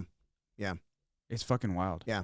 I'm like, all right, I have my opinions, and this is how I'm going to vote or whatever, but I'm like, I'm not going to lose sleep if the person that I want to lose wins. Yeah, the only rule that I have is I don't vote against somebody. Mm-hmm. I only vote for people. That's just like that's my hard fast. I don't believe in like the lesser. So you're writing me in. 100%. Yeah. You're my guy. You're Yeah. my guy. Mickey Mouse is right behind you. Mickey Mouse could be on the ballot. Mickey is my vice president. No, but for real, man, if someone's on the ballot and, you know, I believe in them, I'll vote for them. I never vote against people. I think that's, I don't know. So what I'm not going to say it's stupid. Vote for? Then I write someone in, you know, but I only vote for people that I believe in. That's it. That's it. That's fair. Yeah. There's very few people I believe in. But the truth is, man, like, so when the downturn in the economy happened, right? Which one? Call it a recession, 2008. Okay. The real downturn. The real downturn. Yeah. I decided that wasn't going to be my recession. That's what I decided. I'm like, fuck this. I'm not going to give into this. Mm-hmm. And I sold more that year. And it was a different line of business that I had to pivot to. But I sold more in that year than I ever had before. We're talking like multiple years. Yeah. Because I just decided, man, it's totally like the lemons in a lemonade thing, right? Yeah. And it wasn't something that I created or you know, that it's my, like, I could patent, you know, something and say, this is the game plan. Somebody else is doing it. And I was like, he's killing it. I'm just going to do what he's doing. I mean, you can look at every disadvantage, whatever it is, if it's the economy or if it's something more personal, like maybe you lost a job or whatever, you can be the victim in that situation, or you can look at it as an opportunity. Yep. And oh, by the way, I was on a fast track to lose my job. Yeah. I was on a fast track to lose my job, and I just decided it's not going to be me. Yeah, it's not going to be me. That's someone else. Yep. Yeah. Yep. I mean, and like, it's real easy, like, to say that in hindsight, right? And I think that's where a lot of like these like influencers online like go wrong, is they're like, yeah, it's all about the mindset. If you have the right mindset, you're gonna succeed. A lot of people with the right mindset do fail. Yeah, because they don't apply it. But guess what? Everyone who has the wrong mindset does fail. Guaranteed. If you're just like, fuck it, I'm the victim, then you lost. You are the victim. You're right. Yeah, and I can't remember who said this, but someone said if you work hard, there is no guarantee you're going to succeed. Right. But I can guarantee you're going to fail if you don't. Right. Yeah. That's it. It's like you miss every shot you don't take. Yeah. It's literally that. And it's cliche, but it's so true. It's so true. It's just like, go. What do you have to lose? And once you go all in, nothing else exists. Yeah. You don't know anything else. Like this is my path. Look at us doing life lessons here. This isn't even jiu-jitsu. Dude. Like what's in this? There's I don't a lot know. of proof in this. But seriously, like, if I just honestly, like, I decided that was not going to be my recession. Mm-hmm. Fuck that. And I fought and I won. And a lot of people didn't. A lot of people way more talented, way more educated, and way smarter than me failed. But less motivated. They just didn't put in the work, man. Yeah. Yeah. And it came down to like calling in favors. Like, hey man, we go way back. You know what I mean? I need this one, you know? What's that saying? Hard work beats talent or something? Yeah. Yeah. If that's if talent doesn't work hard. Yeah. That's very true, man. And you know, sometimes you can be as hardworking as you want. Some talented motherfucker whip your ass. Yeah. But seriously, man, there was a lot of people that just gave up and they were like, okay with cashing in 401ks and living off of that until the economy turned. Nah. Yeah. But I mean, circling back to jiu-jitsu, since this is a jiu-jitsu podcast. Is it? Since when? Apparently. Yeah. It says BJJ Foxcast. It's BJJ. BJJ Foxcast. BJJ. But I mean, like, you have no reason not to try hard to be the best you can. Because, like, yeah, maybe you get some fucking talented guy at the next tournament, round one, he fucks you up. Yeah. Because he's working hard too. Or maybe happens, you get that, man. Yeah, or maybe you're the one who worked hard and you win because you worked hard. Yep. Purple belt. Can't remember what year. Master Worlds. I made 168, and that was the most prepared I'd ever been. Mm-hmm. Training hard, felt great. That's because you had cancer. Lost in the first round. I was so pissed, dude. 168, you probably had sunken cheeks. I don't even remember. No, man. I'll have to show you. I actually look worse at 168 than I do at 81. At 81, I look that's healthy. what I'm saying. That's what No, I'm saying. I look like I don't wear emaciated. No, I look fat. I look like a chunky kid. It's weird. Speaking of which, all right, so well, I was doing like keto shit too. So yeah. Speaking of which, so I told you I went to DeBoa because Lexi got her brown belt and Jarrell got his. Shout out to Lexi and Jarrell. Hell yeah, we love those guys. Yeah. We took pictures, but they were on my phone, so they didn't have pictures of like us taking pictures together or whatever. Yeah. So they posted something, and they cropped in a picture of the only picture they apparently had of me in a gi, which was purple belt me. It's like this purple belt me. I have my medal. I won. I just had one of the in-state tournaments. It's fucking awesome. Yeah, that tournament was. I submitted everybody in that bracket, but whatever. Whatever. I'm not gonna talk about that. But it was just like really funny, and it like prompted me to like, man, that was a long time ago. Let me go see how old a picture I can. I found a picture of me after I got my first stripe at white belt. Oh wow. Okay. With Kevin. Kevin's in the picture. Wow. Okay. And then so I sent that to. I sent that to Sierra because she was the one that who I saw it from first. She reposted Lexi's thing, so I saw that and I was like, "That's hilarious. That's like purple belt me." It's like this is what white belt me looked like. So she sent me a picture of her when she was a white belt. She has these like chubby little cheeks, like she like, but she's probably smaller than she is now. Yeah, probably. But just like her body composition's changed because now she's like got muscle on. Yeah, her, she's ripped. Yeah, it was just so funny. I'm like, you just look like this chubby little kid, but she's not chubby. She wasn't fat, but she was just like you know how young kids kind of like are a little rounder sometimes. Yeah, I was as a kid I was never really like super in shape. Like I think in like when I joined the Navy I was like 160 pounds maybe. You fat fuck. Yeah, but I wasn't like in shape 160. You know what I mean? It was just. So what was the Cold War like? Back in the day. At least I didn't say World War II. I actually, shit, man. I came in I went into the Navy like right after the first Gulf War. Yeah, I was in high school. Yeah. Because you were there for 9/11. Or went in after, right? Yeah. Well, no, I was, it's a funny thing. I joined in 91. Right. I got recalled in 2001. Man, you were like a career Navy guy, huh? Nah. I did 9 years. I did 9 years active. But is that common? What's that? For people to be in for 10 or more years? Yeah, it's pretty common. I thought most people just do like 3 years and they're like out. It doesn't, dude. It's so weird because like you do so much in such a short period of time. It seems like forever because you'll go to boot camp is only a couple months. Yeah. And then you go to your school, whatever it is that you're going to get trained in. Mm-hmm. And this is just strictly Navy. Right. And that could be like 6 months. Right. So you're almost a year in, 8 months in. And then you go to a boat and then you're like, then you deploy 2.5 years later, they're like, hey, they're talking about re-enlistment. You're like, holy shit, already? Yeah. And then if you re-enlist, that's, another, because my first enlistment was 5 and my second was 4. And 5 years? Yeah. Because I got a signing bonus for it. Do they still do that? Mm-hmm. How? I don't. Man, I mean, obviously, like I've never been in the military. I just thought like, I feel like all my friends who've like joined the military, I thought it was like enlistments are like 2 or 3 years long. You can do a 2-year enlistment. Okay. Yeah, it's either. I don't know that there's 3. Mm-hmm. There might be. I don't know. But when I was in, it was like 2 or 4. Okay. And then they got another year out of me because I got the school I wanted and a signing bonus. Mm-hmm. So like, okay, so you got to do 5. So then you can buy a motorcycle or a sports car. I know how you fucking military guys mostly booze. But like, but if you're an ex-wife. But if you're in a specialty, like you're in a like say you're doing your job and they're like, hey, Tojo, we want to send you to a school to learn this specialty thing, right? Mm-hmm. And not everybody knows it, so you're gonna be like. You can get any duty station you want, right? But you got to give us another 36 months after the school. That's kind of the. So it's kind of like where with school, where the job will like pay for you to get your degree, but you have to sign on for 2 years or whatever. Yep. So they'll teach you this new skill, but you got to work for them. Yeah, a lot of officers run into that. They'll go to OCS and they pay for the college, but they owe the Navy X amount of years. That sounds pretty. Like honestly, it sounds like a cool plan. It's a great deal because you come out debt free. Yeah. But as an officer, I'm just talking about like, school. Man, I've known a lot of like military guys who've made some really dumb debt decisions. Oh yeah, no, it happens all the time.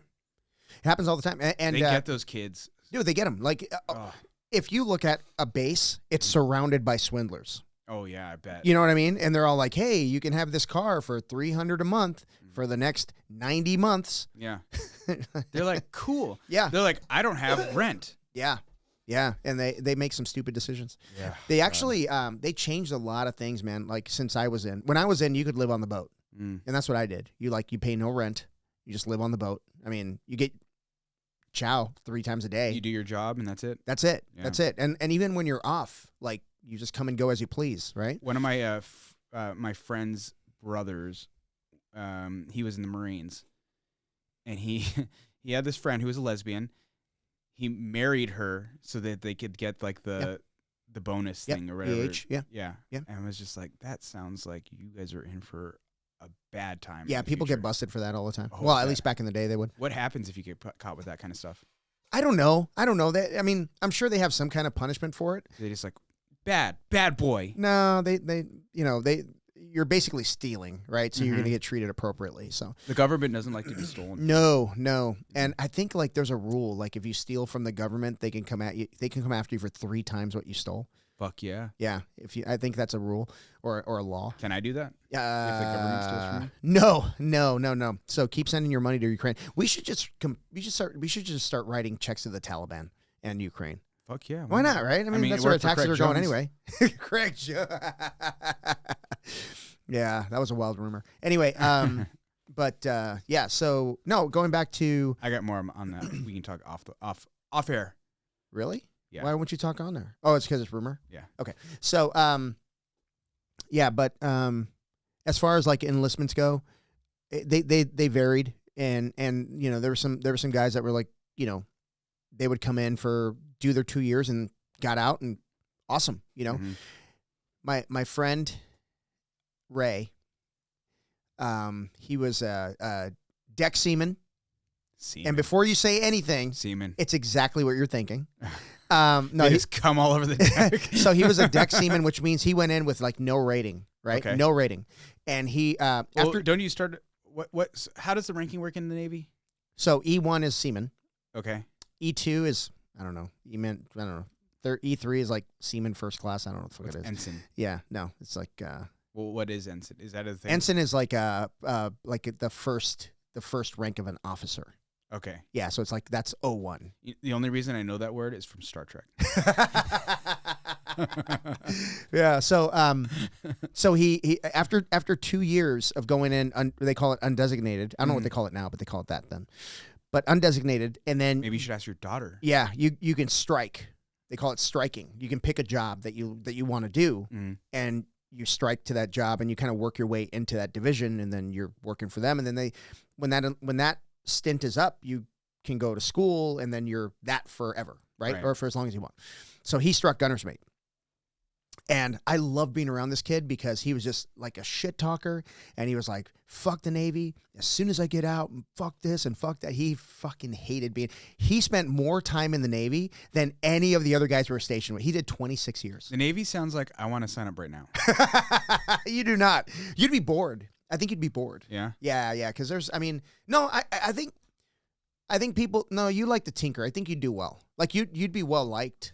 By your whoever was running your division.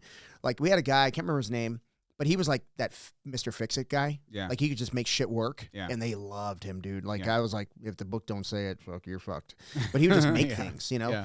So he could fabricate things, and he'd go into other shops and kind of work deals. Yeah. But he could weld. He could do a lot of shit. So everybody loved him. But there's some guys that are just fucking worthless. And those are the ones that'll piss you off because they get away with murder. Right. They basically do nothing, and they just kind of like fall between the cracks, and everyone else has to like make up for their bullshit. Mm-hmm. Yeah. Yeah. They just suck at everything. You just want them out of the way. So there's a lot of people in the world. Yeah. God, I wish we could just cut those people out. We need them, man. We need them because do we? How else can you measure other people if if you don't have losers? They make us look great. Yeah, you need losers. Oh God, man, I feel like. A lot of times I'm just like, can we just euthanize people later? Late term abortion. Late at 38. Sorry, bro. You gotta go. 500-month abortion. Oh my God, Steven, cut that one out. Fuck them. They're wrong. They're suckling on the teat of our society. Yeah, that's the truth. There's a ton of people like that, man. It's like, what do you do? I mean, like, everybody needs to have like a purpose, right? Should have a purpose. I think everybody does. But like some people just have no motivation to find it. Yeah. Whatever their purpose is. What do you do with those people? And is it like, I don't think it's everyone's responsibility to take care of those people. No, absolutely not. I don't even think it's their mom's responsibility.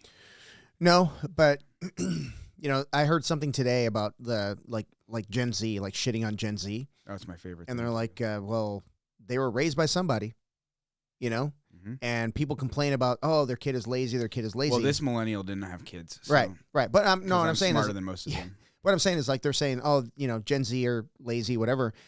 Somebody probably paid for their entire life. Yeah. And now you want them to not expect that, Mm-hmm. That's unrealistic. It's like part of like the not letting people fail. Like we want to well, from a parenting perspective, right? You want like, no one wants their kid to fail. I get that. Right. But like sometimes you got to let people fail so they can learn the lesson. But there's people who believe that there's nothing to learn in failure. They're called idiots. They are idiots. Yeah. But they exist. Yeah. And they're having kids. That's even scarier. God. Yeah.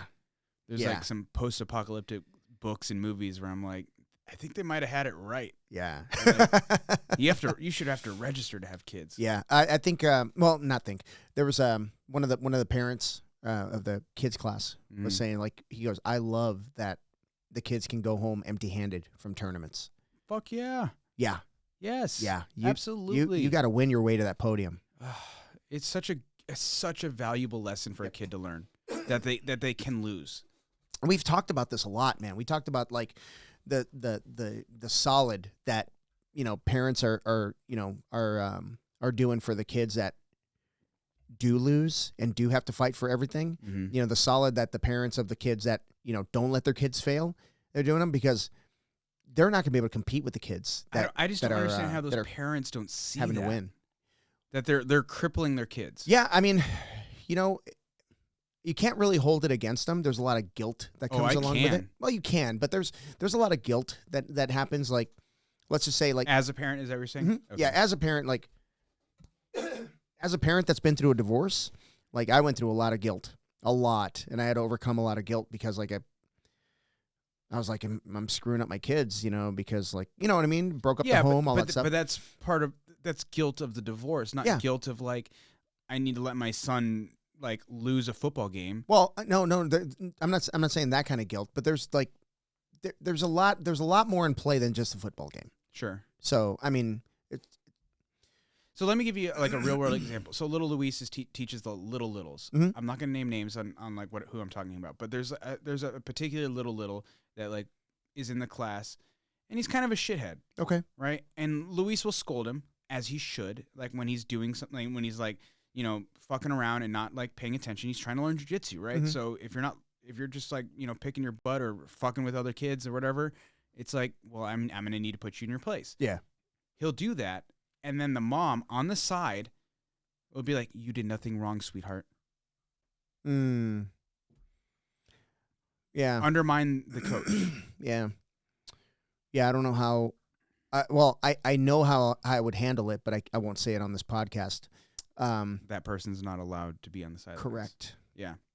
Yeah, they either have to leave the sidelines or they have to leave the academy. Yeah, unfortunately, and I don't like saying that. That's so cavalier. Like I don't care, but I do care. Yeah, I do care, and I care so much that I would have to cut them out and let them know why I'm cutting them out. Like I care about your kid, and this is what I think is best for my school. Is that I mean, and the argument is like, well, why not let that mom fuck up their kid?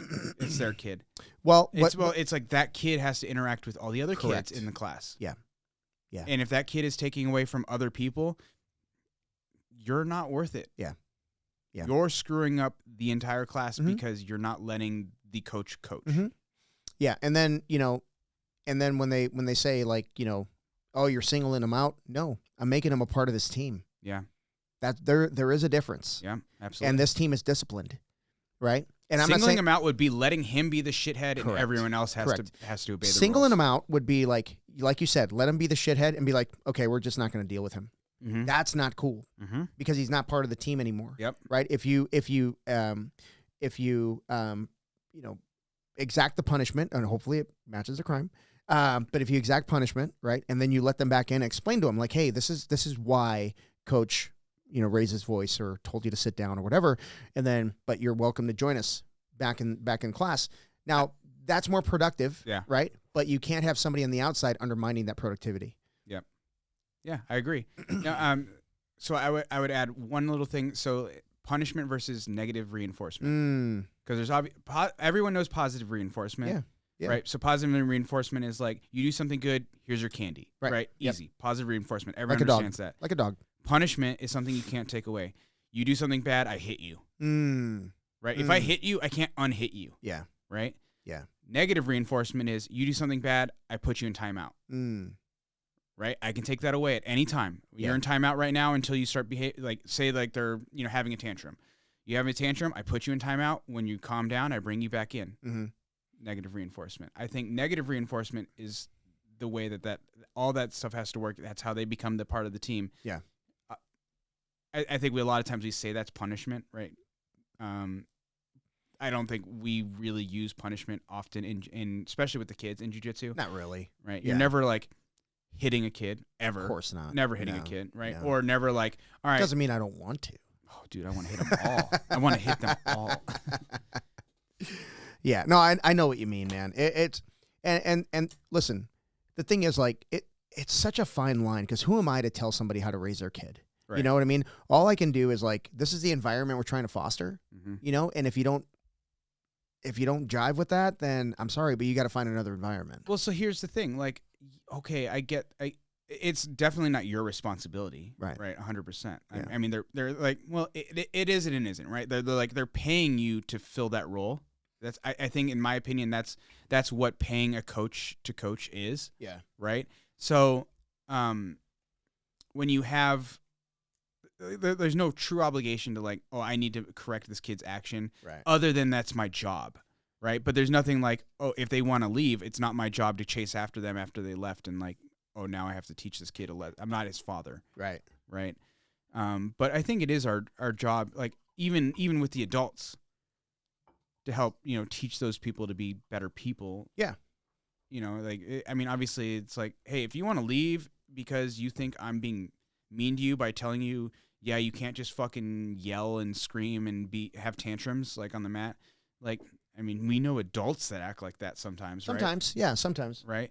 But I think the difference is like a lot of adults, the majority of adults respond to when you're leading by example. Sure. Yeah. So that makes your life a little bit easier. Kids don't really understand that because like we're just old people to them. But with kids, the consistency matters. Oh, of course, yeah, right? Yeah. So it's like if I'm treating Timmy like that, I need to treat Bobby like that. Yeah. Right. But because kids aren't fucking blind. Right. If I'm like, hey, Timmy, you have to fucking stand up straight. Yeah. Keep your hands out of your pockets or whatever. Quit picking your nose. Yeah. And then little Bobby over here his mom is a shitty mom and is just like, no, you're allowed to do whatever you want. And so as a coach, you're like, yep, you're allowed to do what you want because your mom says so. Yeah. Well, yeah. No, I definitely would not. I definitely would not have a positive response for that. Yeah. It's like you can either have the kid follow the rules of the class, Mm-hmm. which is like, that's what society's like, right? Yeah. Like, I don't really care if a kid at home is a shithead. Right. As long as they can pull their shit together, like, or kid, person, doesn't matter. Like, if you're a complete asshole to your, well, I don't want to say this necessarily, but like, if you're a complete asshole to your family when you're at home, and then you like present yourself really well, I mean, there's a lot of like psychopaths. That are like that's that. narcissistic. Yeah, psychopath behavior. But in reality, like when you're raising a kid, right? Like if you're gonna be like, if that kid knows how to behave in polite society, like when you take them out to like, you know, the grocery store or whatever, they're not screaming. They're like, "Mother, can I have this?" or whatever. Right. Yeah. And you say, "No, honey, this is," you know, and they're like, "Okay, cool." Yeah. You know, they're a well-behaved kid in polite society. That's ultimately the goal. Yeah, of course. Yeah. Yeah. You would assume. Well, I mean, I think that would require that to kind of take place in the home. I would say. Oh yeah, yeah, and that goes back to like when Jordan Peterson was saying, "Don't let your kids do anything that would make you not like them." Yeah, so you don't resent your kids. Yeah, basically. you don't want to resent your kids. You know, never. Yeah, but you know, I resent all kids. but when it comes down like to the ground rules, the house dictates the ground rules. Like 100%. I would never allow my kid to disrespect your house. Sure. You know, and when my kids were little, I never allowed them to call my friends by their first name unless it was Mr. Oh, interesting. Yeah. Because I would tell them. My parents weren't that strict, but we were definitely like, you weren't allowed to misbehave when we went and visited people. Right. Ever. Yeah. No, because. And it wasn't, you know, it was like you were never going to get in trouble there. Mm-hmm. But man, when you got home. Oh, yeah. It was on. Yeah. It was on. Yep. No, but I would tell my kids, like Roger is my friend. Mm-hmm. He's an adult to you. That's Mr. Roger. Yeah. Unless you want to call him Mr. Sanchez, I'm good with that too. Mm-hmm. Right. But I never really got that formal. But I always wanted them to understand that there's a line. Yeah. Right. There's a line you don't cross, because if you don't draw that line early, the line it moves or it doesn't exist, and now it's like, oh well, I'm going to dig into Roger's refrigerator. Yeah. Oh, I'm going to walk myself and help myself out in the pantry. Yeah. The fucking hell you are. Right. Right. This isn't your house. It's not your house. You're not going to disrespect this house, you know? And you know, and those are it wasn't a big thing. Like for me when I was a kid, the biggest thing like my parents taught me was how to enter a room. Yeah. They taught me that at a young age. You always acknowledge everybody in the room. In the yes. eyes. Yes, you acknowledge them. Yes, you acknowledge them when you walk in. And if I didn't, I got in trouble. Mm-hmm. You know, but we always had like family around. So it was very easy for me to walk past everybody because all my aunts loved me. They spoiled me. Yeah. But, you know, my mom made sure that I greeted them, you know, kiss on the cheek and, you know, shook everybody's hand. And then I could go play. Yeah. You know, but that's entering and leaving a room is it's a big deal. You know what? You know, I think you get a lot of this, especially in. Do you prefer Hispanic or Latino? Mexicans. Thank you. But it's all of them. No. Yes. No. Yes. No. Yes. No. Yes. You know, Mexico and other, like, it's a different country than like Guatemala and. I'm just saying, like all of like the Hispanic families like I've ever Brazil, met. It's totally Guatemalan, different. Brazilian, Argentinian, Uruguay, Mexican, Paraguay. all of those. Yeah. Like, They're all south different. of the border. You know, there are different countries though. Just What? acknowledge that. I just said that. I was literally listing countries. I'm just saying. Like I really enjoy the village. It takes a village to raise a kid kind of mindset that I feel like a lot of those cultures south of the border kind of embody a lot, and I really like that. I find that in jiu-jitsu a lot, right? Because like we have a lot of friends that have kids that are also in jiu-jitsu, right? Yep. So like one of my students, Joey, right? All three of his kids train with me. Yeah. Right. So I got Bello, Sancho, and Gavin, and they're all in there, right? And they're all, you know, different ages, but they're like young teenagers, like you know, 14 or younger. By the way, Gavin, I'm way up on him. Oh yeah. We roll every open mat, and I'm like, I want to say like I'm 4-0 against him. Fuck yeah. I'm just saying. You should fuck that kid up. But you know, the cool thing is like we have this understanding. Like sometimes, like one of the kids is kind of being a shithead, and I'll be like, hey guys, we're here to train. I know you're having fun. Let's focus. Yeah. You know, like I'll scold them, and Joey would be like, thank you. Yeah. You know, and I think that's kind of cool, and I see that a lot in like a lot of like that south of the border. Yeah. Mexico. Well, Joey strikes me as a type that's like being respectful enough in your class to let you do it because he wants to do it. Right. So that's the vibe I get from him. But I feel like even if we weren't like jiu-jitsu, like if I wasn't his coach and we were just friends and I was like, and Gavin was being an asshole or something like that. And if I was to scold Gavin, I feel like Joey would still just be like, thanks, man. Yeah. Thanks for jumping in. I didn't see that. You know. Yeah. I think that's really cool. And I think that's really important. Like, I think that's like one of the things that like is cool about the jiu-jitsu community is we kind of all like God, more cliches, right? About like, oh, we're all just a family in jiu-jitsu or whatever. For the most part. I mean, it's like families within the family. You know what I mean? Like I have I'm very grateful for everybody that's like jiu-jitsu's brought to me, but I have an inner circle. Sure, yeah. You know what I mean? Like it's a little different, with the inner circle. Yeah, but I mean, the whole point is it's just like we kind of all like, not that like your kids are my kids are your kids, that kind of thing, but it's just like we all kind of like respect each, like nobody, like at least the people that we actually like communicate. Like obviously, the whole like. There's no shitty black belts out there, or like shitty by like I mean like they're assholes or they're whatever. Yeah. That's bullshit. That's bullshit. Yeah, I know plenty of assholes that are at any belt level in jiu-jitsu.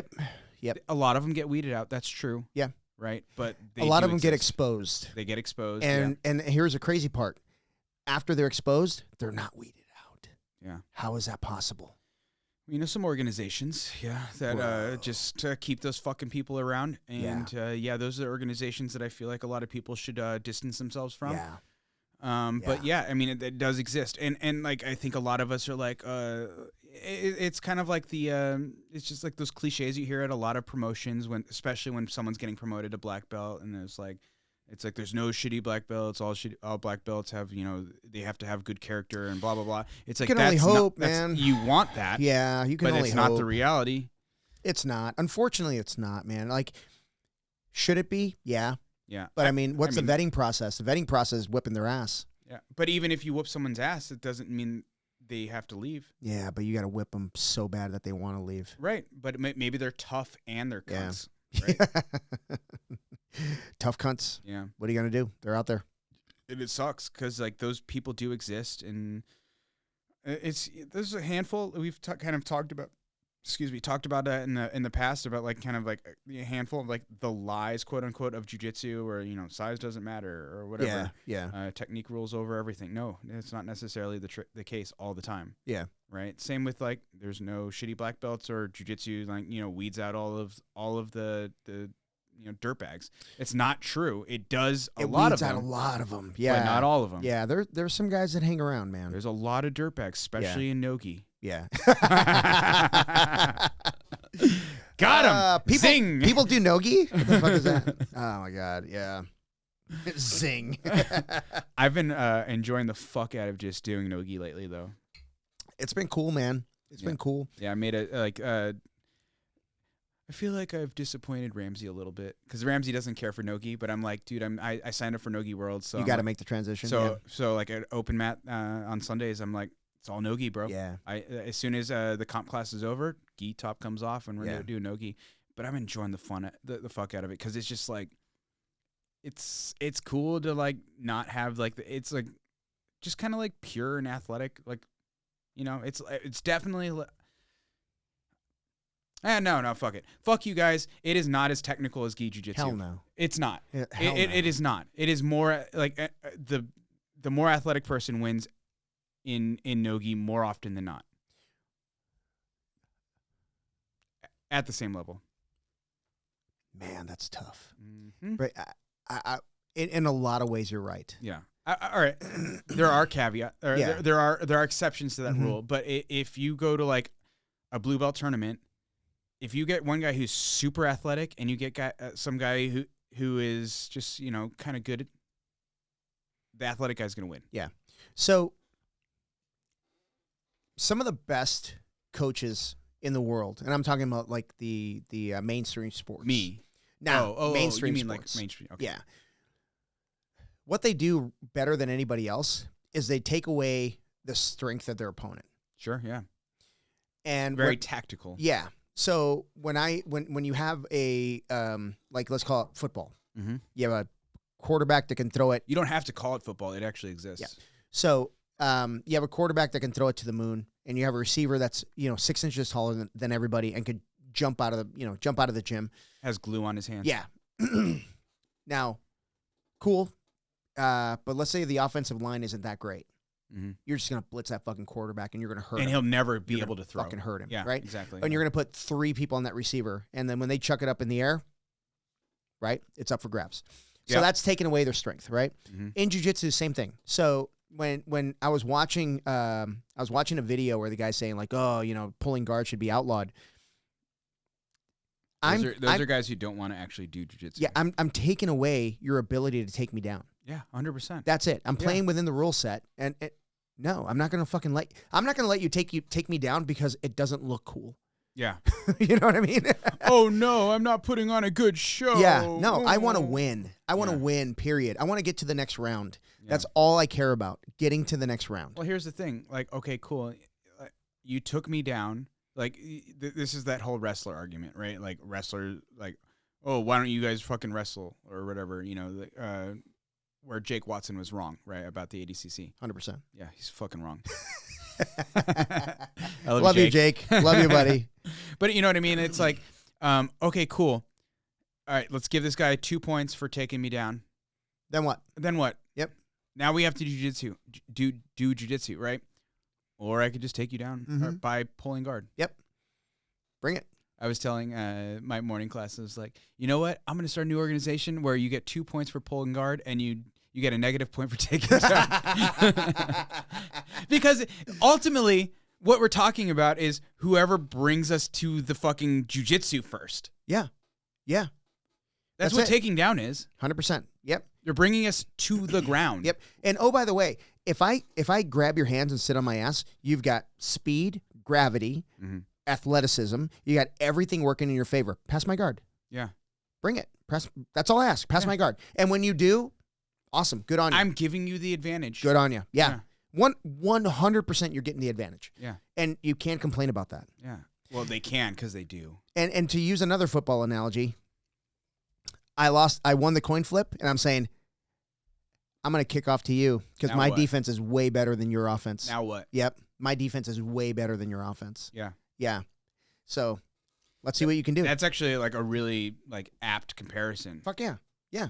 I don't want to say no respect, but I have so much confidence in my defense that your offense is not going to work. I am so over the wrestler argument. Like, oh, why don't you just learn how to do takedowns? It's because we're not wrestling. I'm not wrestling. No.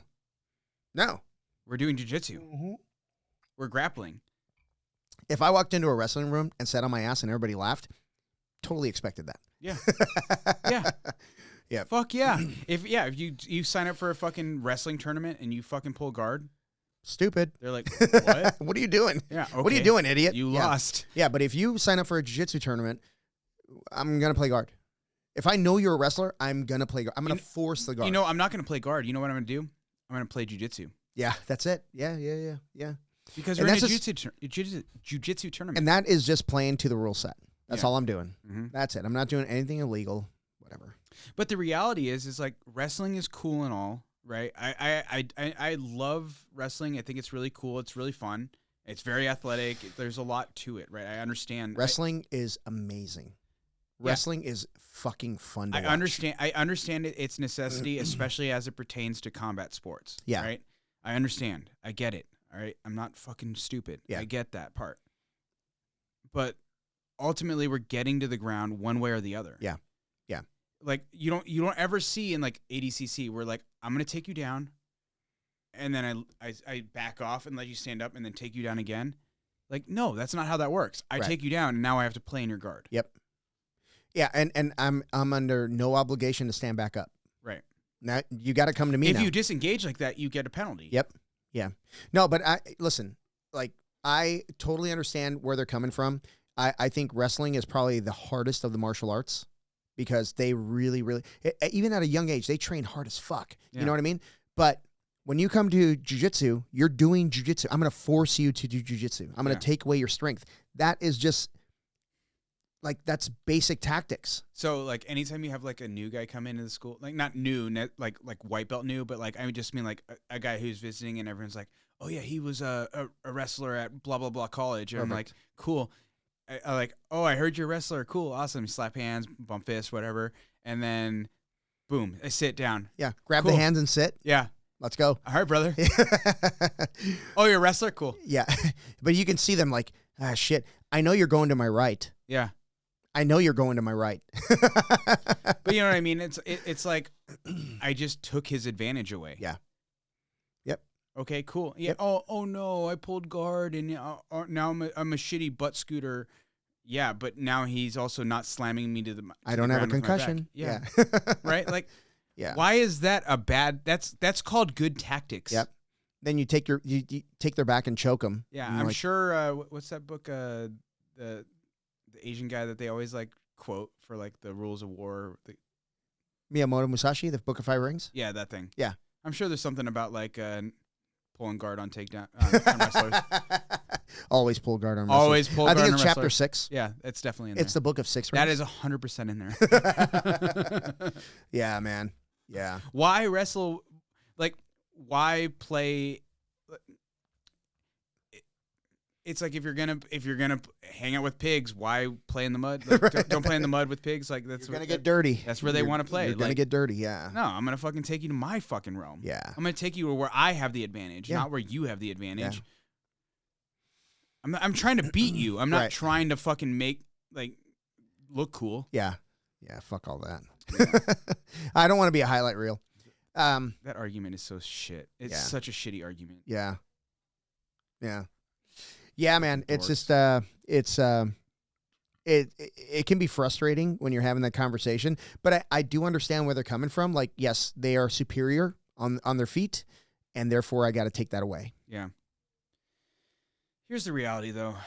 Like, I think most people eventually, like, if you train jiu-jitsu long enough, I think you could probably take down most regular people. Sure.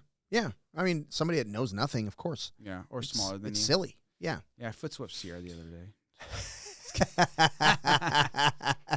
No, but when I have somebody, look, even honestly, even with a high school level wrestling background, you're going to take me down. Yeah. Almost guaranteed. Yeah. Almost guaranteed, unless you really screw it up.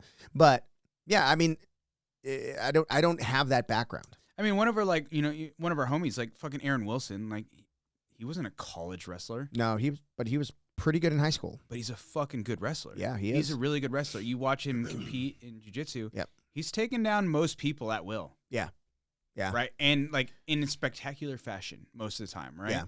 He's not a college wrestler. Nope. Okay. I'm not going to wrestle Aaron. Fuck no. Fuck no. I'm not a fucking idiot. Right? But you know what I mean? Like, you're an idiot, but you're not going to wrestle Aaron. Yeah. I mean, I make a lot of dumb choices, but wrestling Aaron is not one of them. Agreed. Yeah. He's, I've really enjoyed, because we've known Aaron since he was like pretty young, and I've really enjoyed watching him kind of like grow as a person. You know what I mean? It's been really cool. But you know what I want to see Aaron do? Huh? I want to see him go fucking win Master Worlds. Oh, that'd be so Master cool. Worlds. That'd be so cool. Yeah. Because like I get it. I mean, Aaron's my homie, and he's doing all the cool stuff right now. Fuck like, yeah, he is. Like he's doing all like the EBI stuff. He's doing like Fight Pass. The UFC Fight Pass. He's doing all the cool shit right now. But I'm like, dude, go fucking, especially 'cause he has a goal of like opening up a school someday, right? It's like, dude, go fucking win some Master Worlds. Yeah, because once you open your school, training time's at a premium, dude. Yeah. There's too many things that come up. Roof leaks. Dude, paperwork, insurance, I had people, all that shit. Reach out to me and they were like, hey, are you going to go, you should go coach, buy out that school, the one that's struggling. Yeah. And I was like, I have zero fucking interest in owning a school. Zero. Yeah. Zero interest. Yeah. Like, because like for me, I enjoy just being a student. Yeah. Right? Yeah. And you don't get that often. Mm-mm. No. Owning a school, you don't get that often. Rarely. Like I teach in the mornings, and like a lot of the guys are like, man, how do you teach every day at 6 a.m. and then you're there again in the evening? It's like because it's two different me's. Yeah. In the morning, I'm a coach. Yeah. In the evening, I'm a student. Yep. You don't really get that often. I don't get that at all. I mean, every once in a while you come to Paul's. No, I mean, but I'm just talking at my academy. Like I tell people that the easy part of owning an academy is doing jiu-jitsu. Yeah. That's the easy part. Yeah. Everything else is just tough, man. I mean, like there's no there's no real way to prepare yourself for the day to day. You know, the email of people saying they're quitting, or the text message of parents that are like, hey, my kid got, beat up, and what's going on at your, that kind of thing. Herpes. Got herpes. Wait, what? No, but kids just being mean to each other, those types of things, and trying to mitigate. And then the politics. There's a lot of politics. Yeah. Yeah. I mean, and I always feel like I have to say and do the right things, And so I always tell people, like, give me a day. Give me a day. Let me think about it. That doesn't mean I'm going to take a full day. That means I'm going to take an hour, because there's so much other shit going on, and really think about it. Let me actually invest some time in making this decision. Yeah. So right? it's difficult, because I don't know, man. It's like you want to make sure everybody's happy, and that's impossible. Right. So then you revert back to, well, I'm going to make myself happy. Right. Well, then, okay, so that means you're going to school struggles. Yeah. Then you're going to alienate people, and you can't do that either. So it's it's like a dance that you're doing almost. Yeah. Yeah. Sure. I mean, like, all props to Paul.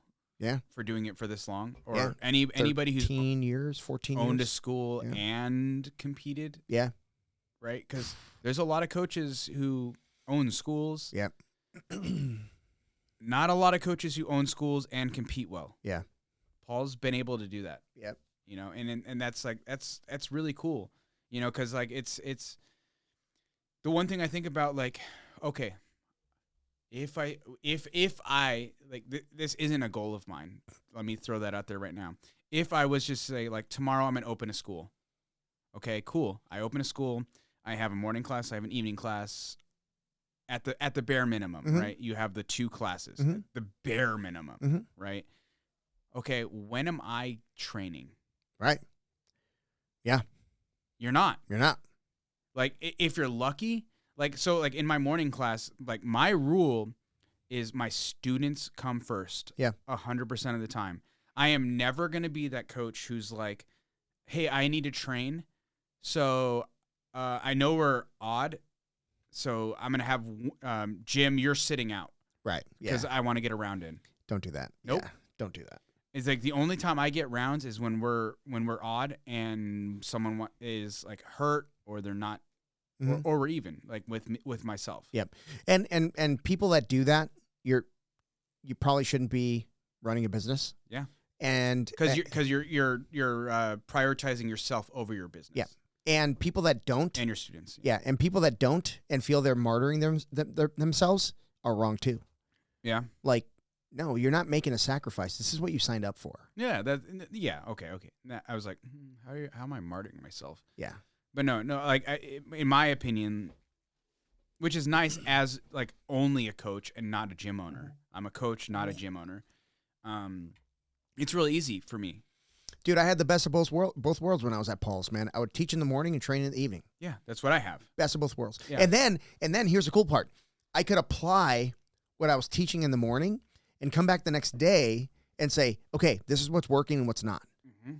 This is what I see happening. That happens to me all the time. All the time. Where I'm, like, it's focusing on what I'm teaching. So I'm like, that's what's fresh in your head. Because you're usually, if you're a good coach, you're studying what you're teaching. Yeah, of course. Right? Yeah. There's definitely shitty coaches out there. If you're a good coach, you're studying what you're teaching. And you're like, so when you're studying what you're teaching, that's what's on your mind. So when you're rolling in your training time, like when I come back in the evening, that's the stuff I'm focusing on. And I'm like, so guys, this is what works for me. Yeah. This is what has been working for me. Yeah. Because you're working on that stuff as you're teaching it. 100%. And not only does that make your students better, that makes you better. Yep. And your students are like, oh, shit, he's doing this in real time. Yeah. Maybe I should too, you know, that kind of shit. So it's fucking awesome. Yeah. Like, that's one of my favorite parts about teaching is, like, it kind of forces you to study what you typically would probably just, like, you look at it in Instagram, you're like, oh, that's a cool technique, and then swipe. Yeah. And then it's gone. Yeah. Right. But in when you're teaching it, you're like, say you're teaching, like, whatever, side control escapes, right? You're like looking at all these side control escapes and stuff you've done in the past. And you're like, all right, well, I want to focus on, this series. Yeah. Right. And you start focusing, you're teaching it, you're teaching it. And now you're letting people get into side control, and you're like, now you're doing this stuff. You're applying what you're learning also. And then you're seeing, like, okay, this guy shows this, but like I'm finding that this happens a lot Yeah. when I get in this position. So now that's something that you can share with your students. So you're like giving them live insight. Yep. And this isn't something that someone who isn't experienced could do, right? This is something that like experienced people do, right? Yeah. Like coaches do, right? Because you don't have when you're like brand new, you don't have that like insight to know to recognize like, okay, I'm trying this isn't working, this is why it's not working. Yeah. When you have the experience, you know why it's not working, right? Or you would assume like most people, I like you and I, like, or Paul, or like a lot of people who like put a lot of time and effort into like the coaching that they're doing is like they're paying attention to what they're doing and what works and what doesn't work, right? They're not just like I saw this on Instagram. Here, this is it. Here it is. Yeah. No, I'm always trying to fill in that what if gap, right? What if this, if this, then that, right? Mm-hmm. It's almost like, basic troubleshooting. So, so it's very easy for me. Well, it's harder for me now because I'm teaching both classes, right? But once I jump in there and start doing like, no-gi open mats or no-gi classes and stuff like that, I can pretty much apply everything I'm doing in the gi with if it's not a lapel type thing. Yeah. And then I can come back and be like, hey, this is what I'm noticing. Yeah. Right. When I do this, then that happens, and then I do this. So that's one cool. One of my favorite parts about Ramsey being my like basically my number one partner. Like he's like my number one training partner right now is Ramsey. Yeah. Right. And I think Paul. I think the one of the cool things that I've seen that Paul's evolved is that like in the past, Paul would be like, I'm teaching this. What are you guys doing? You're supposed to be doing this. Yeah. He will like watch Ramsey and I train, and then he'll see us like kind of picking it apart. Not like saying like what Paul's teaching is shit. Yeah. It's just like, okay, we're playing the what if this then that. Yep. Is what Ramsey and I will do. Yep. Right? Because like we're experienced enough where we can like see like, okay, here's how this technique is supposed to work. Okay, but what if this guy does this? Mm-hmm, so we're playing this what if, if this, then that, right? Yep. And I'll catch Paul catching us, and he'll be like, ooh, okay. And you'll see that Paul has always been that way. Yeah.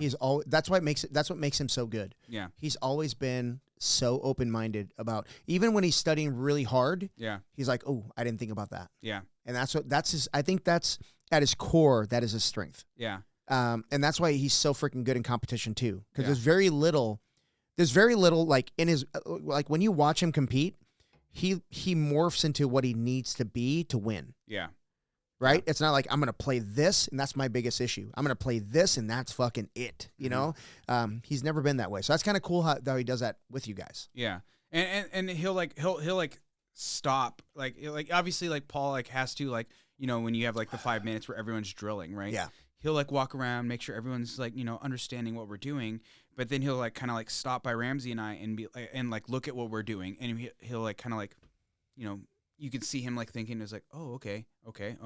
And like that, don't like that. Yeah. Kind of shit. Yeah. And then he'll talk to us, and then he'll like, okay, let me try this. He's like, if I do this, and he'll start playing the game with us. That's so like, cool. The like, if this, then that. Yeah. And then it's like, and then he'll like, oh, sometimes you have to like kind of go off script when you're teaching too, right? Of course. When you're seeing like this is kind of a little bit different than what we're talking about right now, but like sometimes you're like when you're teaching something, you'll see everyone in the class is just like missing the mark on X. Yep. And you're like, well, I wanted to go on to this next technique, but everyone's missing the mark on this part. Read the room. Now I have to change. Yep. Right. I have Read to pivot. I have to pivot. Right. So then I'm like, okay, hey, a lot of you guys are struggling with this, and personally, I like to be like, I didn't point this out to you guys.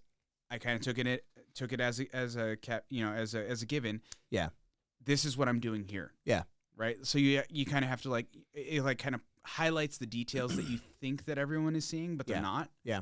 Right. And it's just really cool. It's like, I think that's one thing that like a good coach can do is that like they'll read the room, like you said, right? Or they'll see like their higher level guys like doing stuff, and they'll like, kind of playing that if then that. And they'll, instead of being like offended that they're not doing what you thought they were supposed to be doing, you're like, oh, you're right. Yeah. That's something different. That's another option. I want to point that out about being offended when people aren't doing what you're teaching them.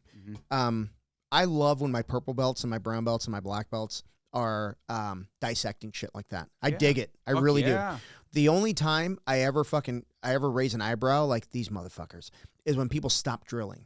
Oh yeah, yeah. I don't Where they're like just it. like shooting the shit. Yeah, yeah. Like, come on, bro, we're here. So I swear, like I always say this. I had the advantage. Do you remember Blaze Yep. Chatham? Mm-hmm. Blaze and I used to pair up because we were about the same size, and he was a monster. He was a good wrestler. He was a D2. Wasn't he a lot smaller? I thought he was lightweight. Yeah, but I was lightweight at that time too. Bro, you were not lightweight. I was. And You I'm just got kidding. to lightweight. You were not a lightweight. No, we were both white belts, but we always paired up because What happened to that guy? he joined the Navy. Oh, that's right. Okay. Yeah. Okay. So he and I paired up well because even though I was bigger, he was a much better grappler than I was. So there was always that like good competition there. But he taught me how to drill. Yeah. Because he was a D2 wrestler, so he spent a lot of time in the drilling in the wrestling room, and he was like, when Paul would tell us to do something, he would just put his head down and just drill and drill That's and that drill wrestler and drill mentality. and drill, and he would just drill it over and over and over. So I just kind of Drillers make killers. yeah, I just fell into that. Like I wasn't thinking about what we were doing, but he was teaching me how to drill. And you know, when he left and I started drilling with other people, I was like, these guys suck.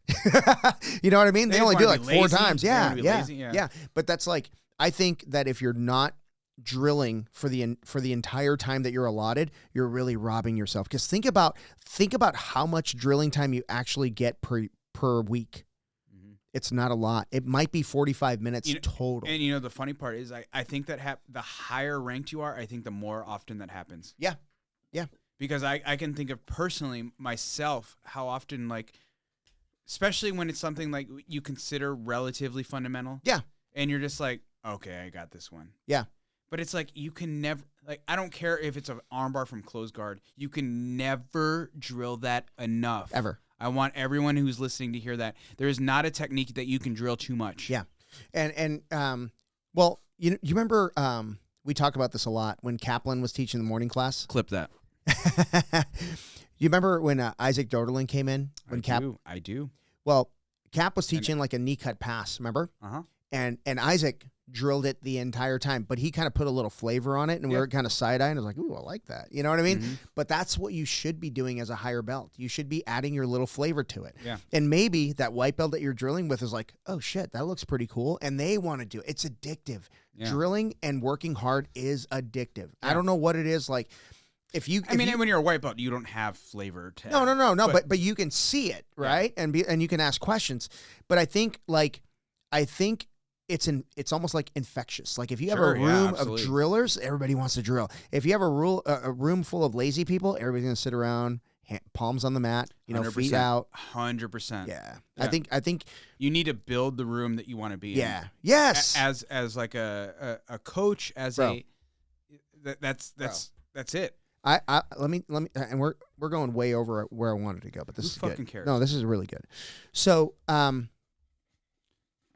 changed my schedule, right? Got rid of some classes because they were underattended, and I got one of my blue belts, maybe a white belt, was like, man, if only we could get these classes back, man, that'd be really great. And I said, you are 100% in control of that. 100%. I said, if we're bursting at the seams in this class, I got to give you another time slot. Yeah. And oh, by the way, I'll take it away from someone that's underperforming to give you another time slot. Yeah. And they're like, really? Yeah.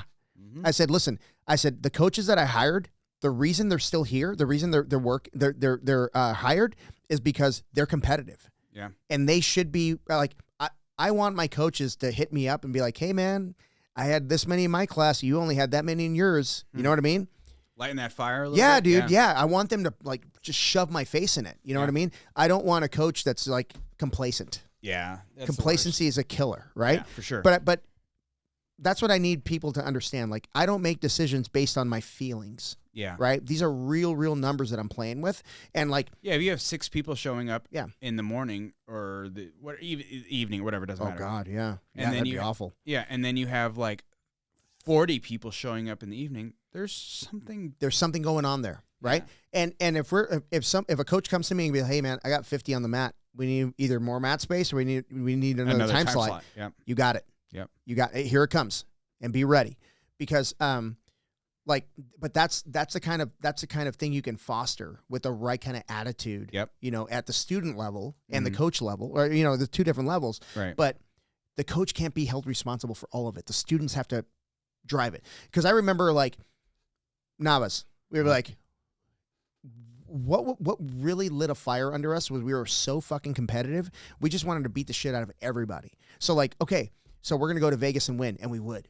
And then we were like, screw it. We're going to go to San Jose and we're going to win. We didn't, but we took 25 people with us. You remember? 25 motivated people with us. You remember? So the schedule used to be the evening, the advanced, quote unquote, class would be 7:30 to 9. Yeah. Remember that? Yeah. Yeah. So, excuse me. And we had the 6:30 to 7:30 before that. Yeah. Yeah. You had the fundamentals, then the mixed levels or advanced class or whatever. Class, yeah. Advanced class with a bunch of white belts. We'd get out at 9. Yeah. If we were lucky. Pans was coming. Yeah. We would do another 15, 30 minutes of drills afterwards. Sprints, sit up, all the shit. Cardio and sit up. Remember the sit ups? Yeah. Oh, they were awful. But you remember that? Yes. But who makes that shit happen is students. Yes. Because if it's not on the schedule. No. All we had to do was leave. Yeah. If you wanted to get up off the mat. I didn't want to be that guy. Go take a piss, change your clothes. I don't want to be that guy. Yeah. No, we were there. Yeah. But it's yes, there is a component where the coach is the leader, blah blah blah, the leader, but the vibe is created by the students. The coach creates the environment. If the students don't embrace the environment, it dies. Yeah. Yeah. That's the reality of it. And we got to understand also that it ebbs and flows. Oh yeah, 100%. Right? Yeah. It ebbs and flows. Sometimes we were like, we were bursting at the seams. Other times, where the fuck is everybody? And as a coach, you need to be able to recognize that. Mm-hmm.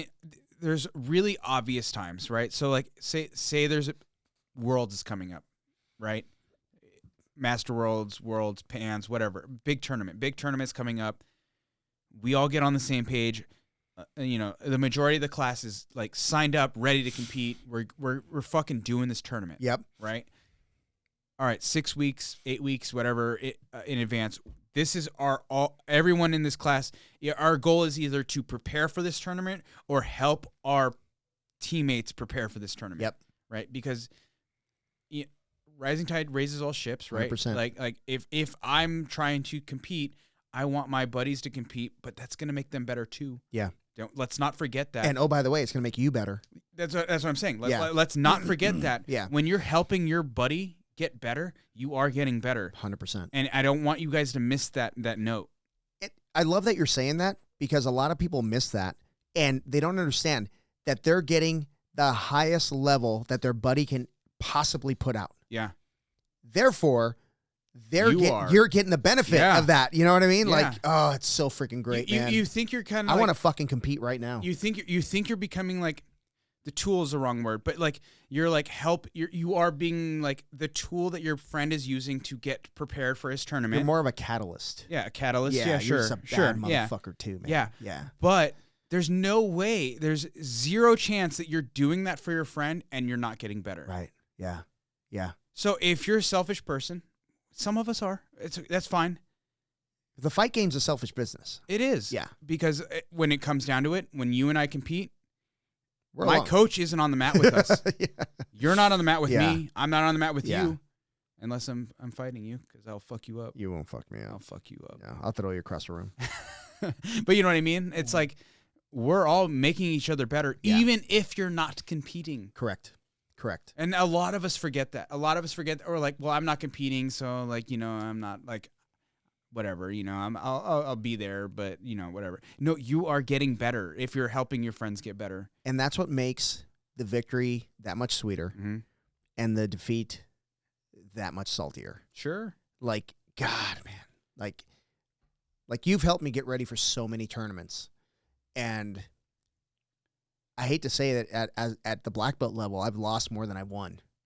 First place, right? Yeah. And I always feel like I know I haven't let you down because I worked hard, but it feels like, God, I wish I could bring this home for you. Here's the reality, though. There's like, say, like whatever division. There's 1,000 people who can sign up for that that tournament. Only one person can get gold, though. That's it. There's only one. Listen, as happy as you want to look on the podium, there's only one happy person on that podium. And he's number one. He's number one. That's it. It sure as hell ain't that the 2/3. My goal at any tournament is like, man, I can't wait to get silver. Right? No, nobody's goal is silver. No.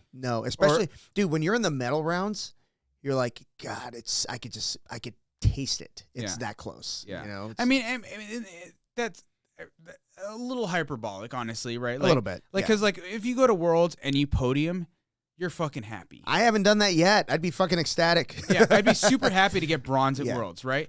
But the reality is like the happiest person is the guy who took number one. Number one, man. And then, you know, have you ever looked at the number one guy and you're like, good, I could probably beat him. Yeah, Q. You could never be Q. I'm like, Q, man, you're not even that good. Q could whip your ass if he had the flu. I hope he always has the flu.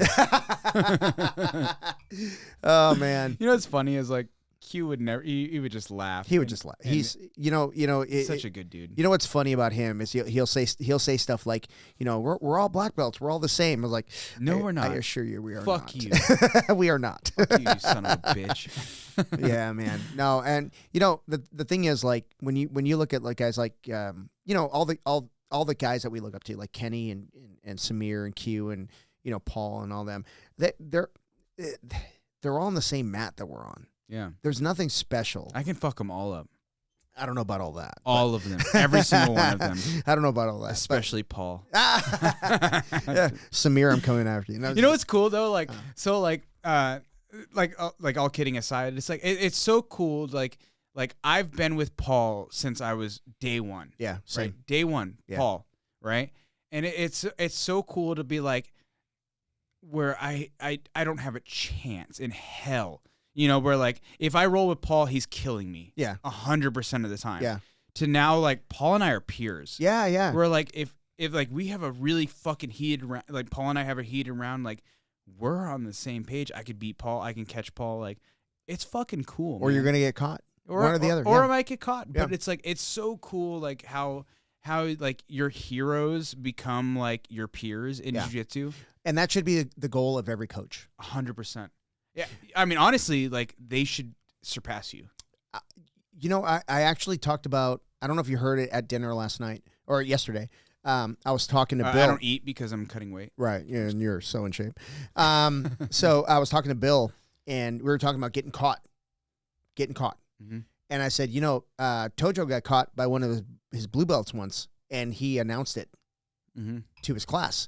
And Bill was saying that. Wait, did I? Wait, yeah. who? No, I can't remember. I've never been caught. Yeah, whatever. So, so Bill was saying that like there was a guy I can't remember, like maybe he trained with or trained under or he knew, and he got caught by one of his blue belts, and he stopped training. He stopped rolling.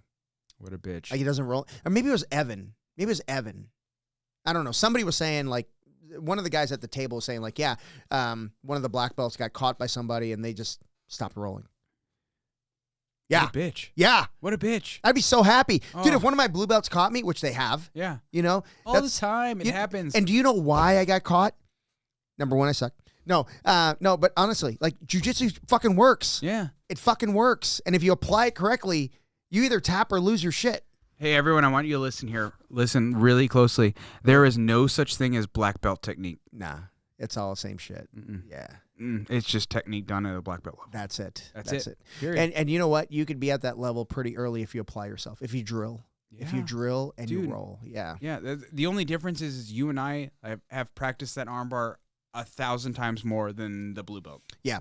And we figured out like when you do that, you understand what it takes to complete the task. I was so I told you how I was like rolling a bunch of no-gi, right? So there's like this blue belt who mainly does like the no-gi classes. By the way, you're being very generous by saying you're rolling a bunch of no-gi.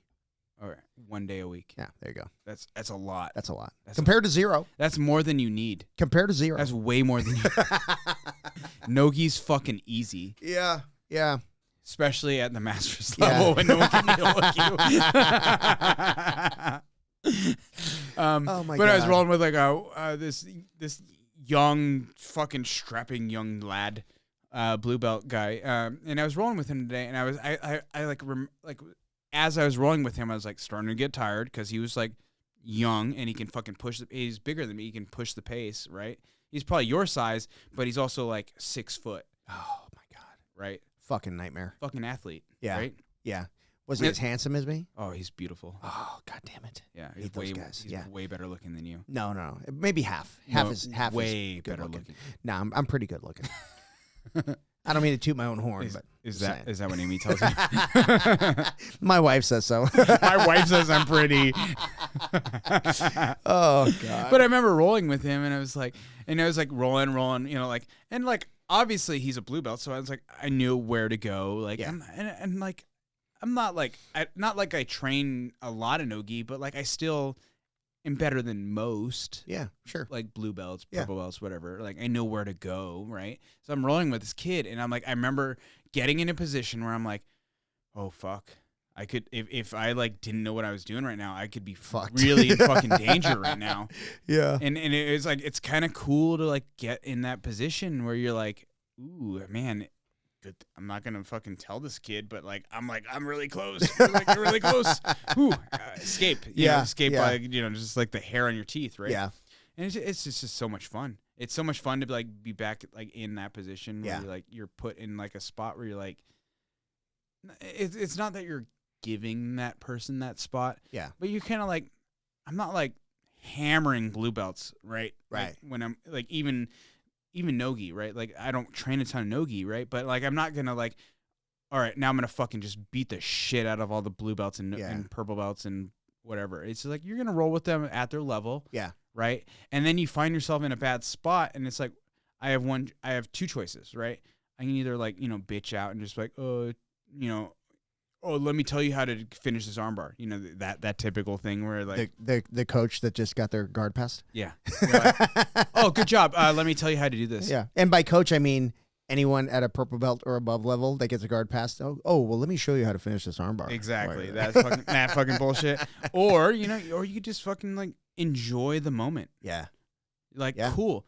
This blue belt fucking recognized where he was, what he needed to do. He put you in a bad spot, and now I have to fucking defend myself. Yep.